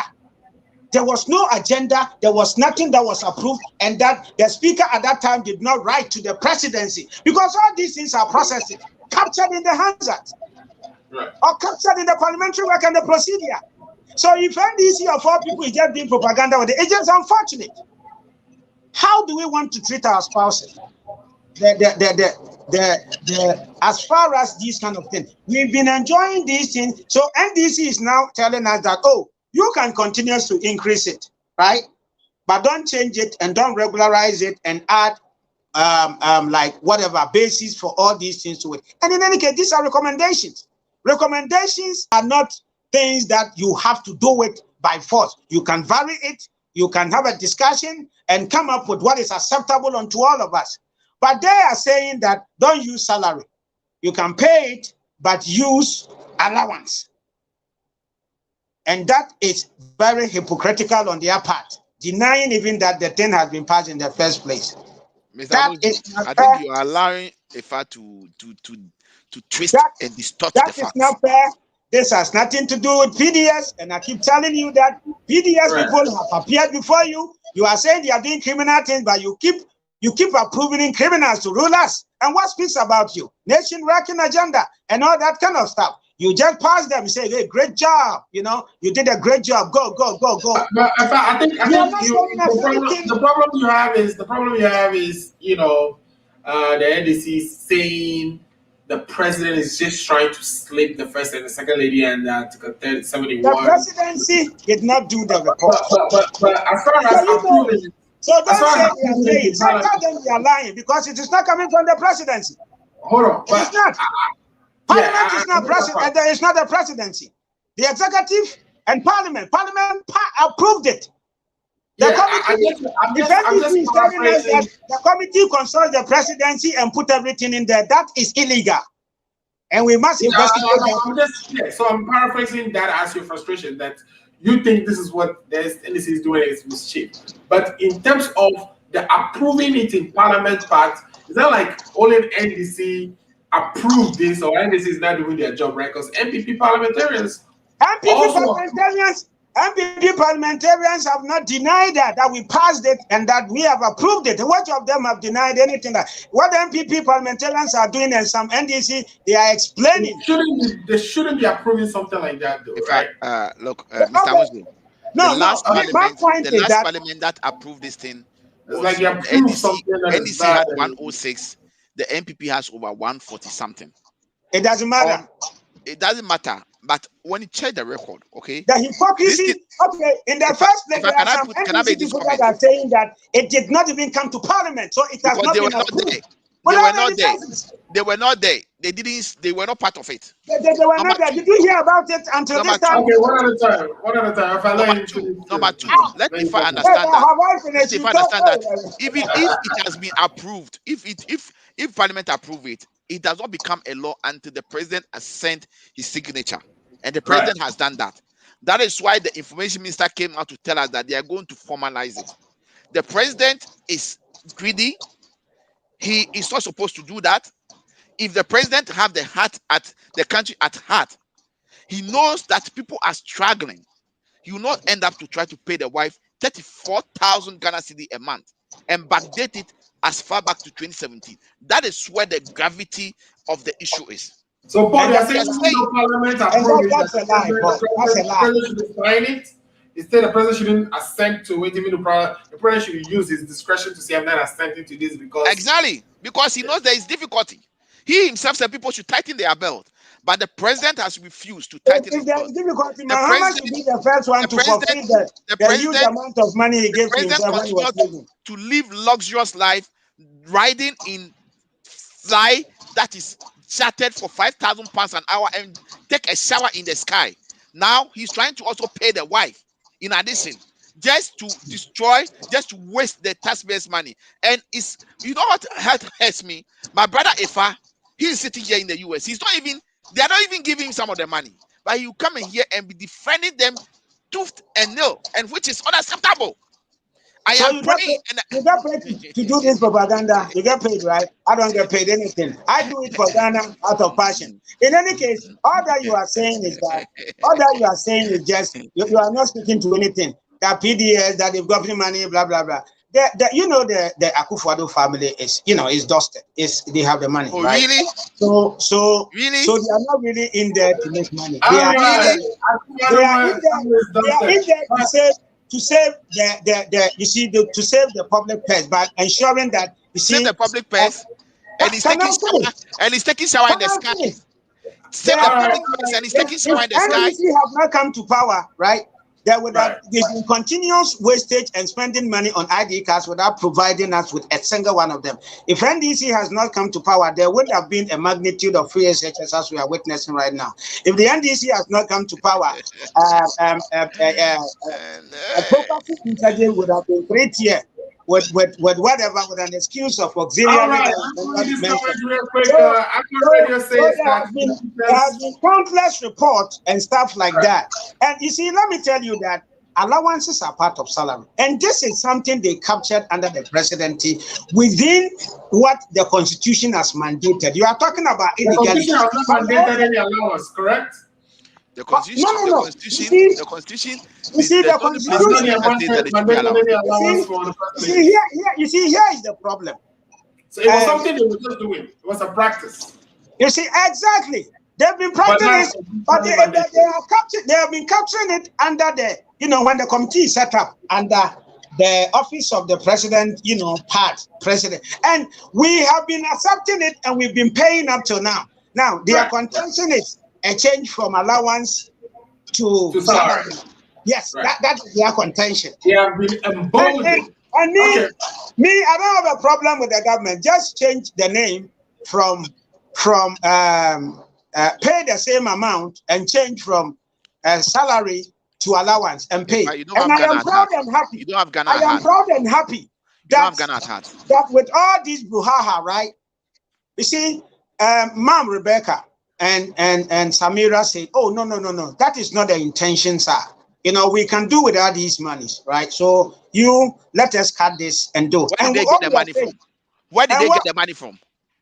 That is why I'm telling you that if NDC is continuously broke, if there are all NDC are continuously broke to the point where they live from hand to mouth, then I don't even get this your it is not everybody. Even me sitting here. You don't see anything wrong with somebody opening a bank account and within 24 hours dumping that money in the account. What are you talking about? Do you know how many people are well? So I thought they are saying, if they don't need it to start with, if they are that rich, they don't need the money. Why did they? No, you see, no, you are not getting the point. The finance minister is not taking salary. You cannot because say he's making a lot of cut and deals I don't care. in Bring the bonds, and take him to court and stop the propaganda and lies. The 2.25 You Ken did the bond same thing for him. the Okay. 2.25 In 2008, right? drug In funding 2008, guilty. in the run-up to the elections, NDC they lied, they produced. Where are those bank accounts? Why didn't you prosecute them? All right, guys, You let me have bank accounts of people spread out in the media that people are stealing money and they are stashing it in this place. All right, guys, let me take the few comments that we just received. I know we are 10 minutes past time. Let me take this few comments. What are When you I come talking back, about? Even I'll give you the after this opportunity. program, I will ask you for a loan, and I know you have money sitting in your account because you are getting paid huge sum to do propaganda. I need some of those money to open up businesses to make sure. What are you talking about? Okay, now when we come back, I'll give you the opportunity to do the last word. If I is excited here. The board had decided to fund a cardiothoracic center for. What are you talking about? NDC don't have people that can dish out money. I am telling you that's a lie. There are some people in NDC that can dish out money for development in Ghana. What are you talking about? There are a whole lot of Massa, don't even go there. We need to discuss with Japan next week, by the way. So put in the enabling environment for Ghanaians to enjoy, and that is exactly what we are doing. In 2024, our mandate is going to be renewed. All right, 2024, you're breaking the jinx. You're breaking 8, right? Okay, so let me take a few comments quickly. When we come back, I will get your last words so we can bring today's program to an end. It's been great conversation. I've enjoyed myself. I'm getting text messages. Some of the viewers are enjoying themselves as well. You can tell from the comments we are getting. So I can already say some politicians, they are the same, to which Lifetime Legacy says, no, they are not. Politicians are not the same. Lifetime Legacy again says, Nana Bawumia only came to steal and kill.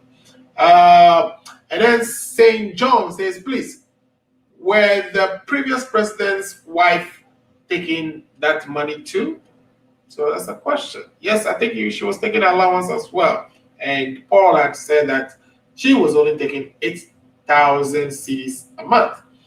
Not a month, every 3 months. Every 3 months. Okay, every quarter. Okay, great. Thanks for that correction. St. John says, if you know something is wrong and you don't talk about it, does it mean you are innocent? Yeah, you're not innocent. You're supposed to report, right? If you know something is wrong, you're supposed to report according to our laws, especially if it's a crime. All right. So let's do the last words on this. I know we've discussed 3 good topics today. We went from the Supreme Court, Chief Justice of the Supreme Court, who has been embroiled in an allegation coming from an astute lawyer from Kumasi, who has been representing a client, and the client went and filed petition against him for not using, I think he said in his body language or his demeanor, he noticed that he did not use the $100,000 that he paid to him for gymnastics. So he's going to get his refund, that he would get his refund. And this just goes to the fact that, you know, our chiefs and our people, rich people in the country, are able to, you know, buy powerful people. And look at him. He's saying that he's paid you for, you know, gymnastics and you haven't used the money, so he's going to go get it back. That is, he's going to the General Legal Counsel to say, I am paying for ways and means to a lawyer, which is breaking the law to start with. It's criminal. That I want my criminally paid funds back. And I need help from the General Legal Counsel. So I'm interested in how this is going to unravel. There was a hearing on the 15th about this, which was Thursday, about, or the General Legal Counsel actually had a hearing on that petition of Kwesi Afrifa, but we would find the details and we'll bring that topic. Like FA says, we'll be following this topic. So Paul, let me give you the floor to make your last comments. Whether it's the Pasco thing you want to target in your last comments or the First Ladies, it's your time. In my closing argument, I'm going to appeal to you and all of us that let's try and stay by time. This program is supposed to be 1.5 hours, but it seems we are going above 2.5 hours, and I Right. think, I mean, we need to stay in time. That's number one. Number two, I think I want you to show my face, and if I want to see a face. Number two, You want to go number and two. make money. He's in a hurry to go and take his check. Actually, we need 2 hours 15 minutes because we started. He's in a hurry to go and take his check. He's in a hurry to go and take his check. I have the time to debate. He's a busy man, you know. He has to take care of. Number two, please. I'm appealing to my brother Ifa. I know tomorrow they will call them. The Flagstaff House is going to call them. They have briefing every Sunday in the evening, which is part of. I'm appealing to him. When you go to that briefing tomorrow, I want to know where that money came from. That Madam Rebecca Akufo-Addo paid into an account she opened within 24 hours. And she should also inform his Flagstaff House guys when they meet every Sunday and tell them that we are not happy about the way they are chopping the nation's money. Funya. That's my closing statement. Thank you. All right. So it says, you should give us a lot of information when you go to your flag. So whatever they say, ask a few questions for him and come back and report. What do you have to say for your closing remarks, Mr. Fa? Yeah. So what I want to say is that the topic on past questions is good. Government should continue and provide all resources for the student to pass. The issue about the Chief Justice, right? If NDC has a strong case, or if Ghanaians think they should activate anything in there for him to step aside, but it should be investigated and all of us should follow it. If a particular state institution is not doing a good job, it is our duty to better it, because we don't know who is going to appear before it. We shouldn't wait until we are out of government to start complaining. I really don't like that kind of stuff. And if people are making allegations, go there and go and prove your case out. But we don't want to hear go and see no more. We don't want to hear that kind of stuff. We know there are people there that make wild allegations, and when you tell them, they say this is politics, and we don't have time for those political plays. Now, on the question of salary, we are just doing whatever. There have been countless reports over and over again that seem to place them under the presidency, for which they've been receiving all these monies. It has been increased over time. It is not a particular amount. So, right? So if it is the case that now people are just complaining about choice of word, let us go back to the table and change it from salary to allowance and give it to them. But I am proud. I am very proud that part of the Samira and Rebecca has refunded that money. And the people and they said this is just a personal thing, But those who need it, they can continue to keep money, because we know that some people are so broke that they don't have anything in their account, and for that reason, they can keep the money for their upkeep and stuff like that, Now, my last submission will be that Flagstaff House.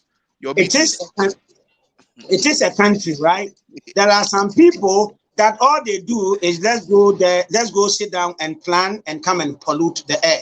But what is it that we are doing to the country? So those with Ways and Means Committee and propaganda department that go for briefing and say, oh, the week is coming to an end, so let's come up with these stories to tarnish the image of Ghana and blah, blah, blah. The good people out there, the investors out there, they see. That's why you see Toyota, we see Twitter, you see Suzuki, and you see all these people coming in. That is why the government is aggressively pursuing policies that in this time of COVID-19, when economies are crumbling down, Ghana is on the right path of controlling Ghana is on the right path of controlling this disease, and to make sure that, like what the president said. I read, he's talking too much.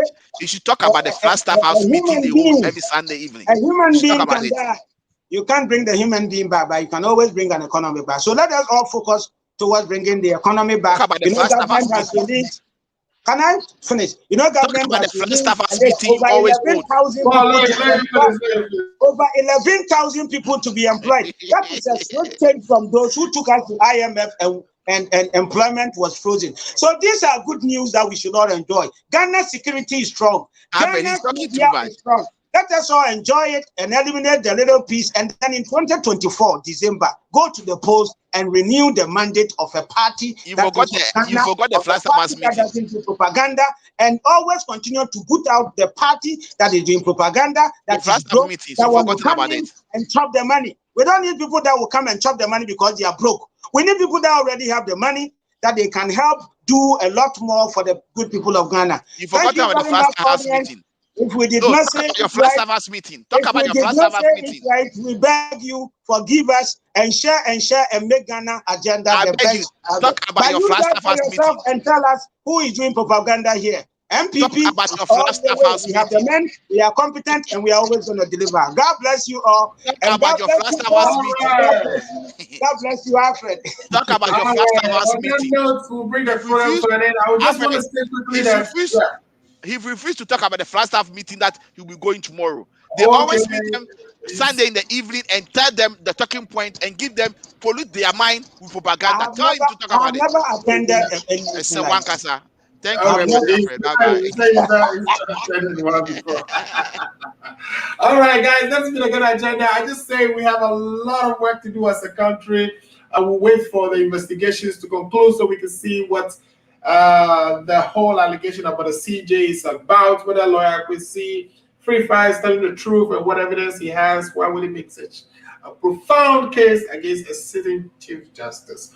Also, like Free Fire says, FR says, these textbooks are making impacts that, we are having more A's recorded. And so that is good. Money is well spent, but we can look into the costs. Apparently, we will not be buying it for this year because the ones we've already gotten are good enough, and that the students will continue to use them.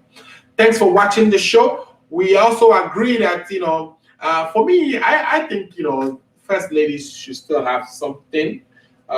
We can have them go work. I think something small should be made available to them, whether through their office to support the activities. We don't want first ladies spending their own pocket money supporting their husbands. On that note, I said, thanks for watching the show. Share the link so others who could benefit from the discussions can also enjoy.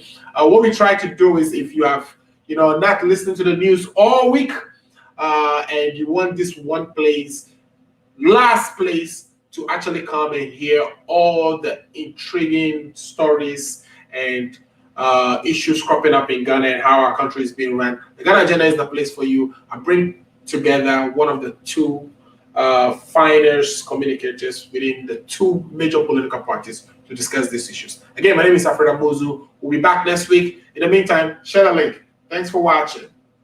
Good night.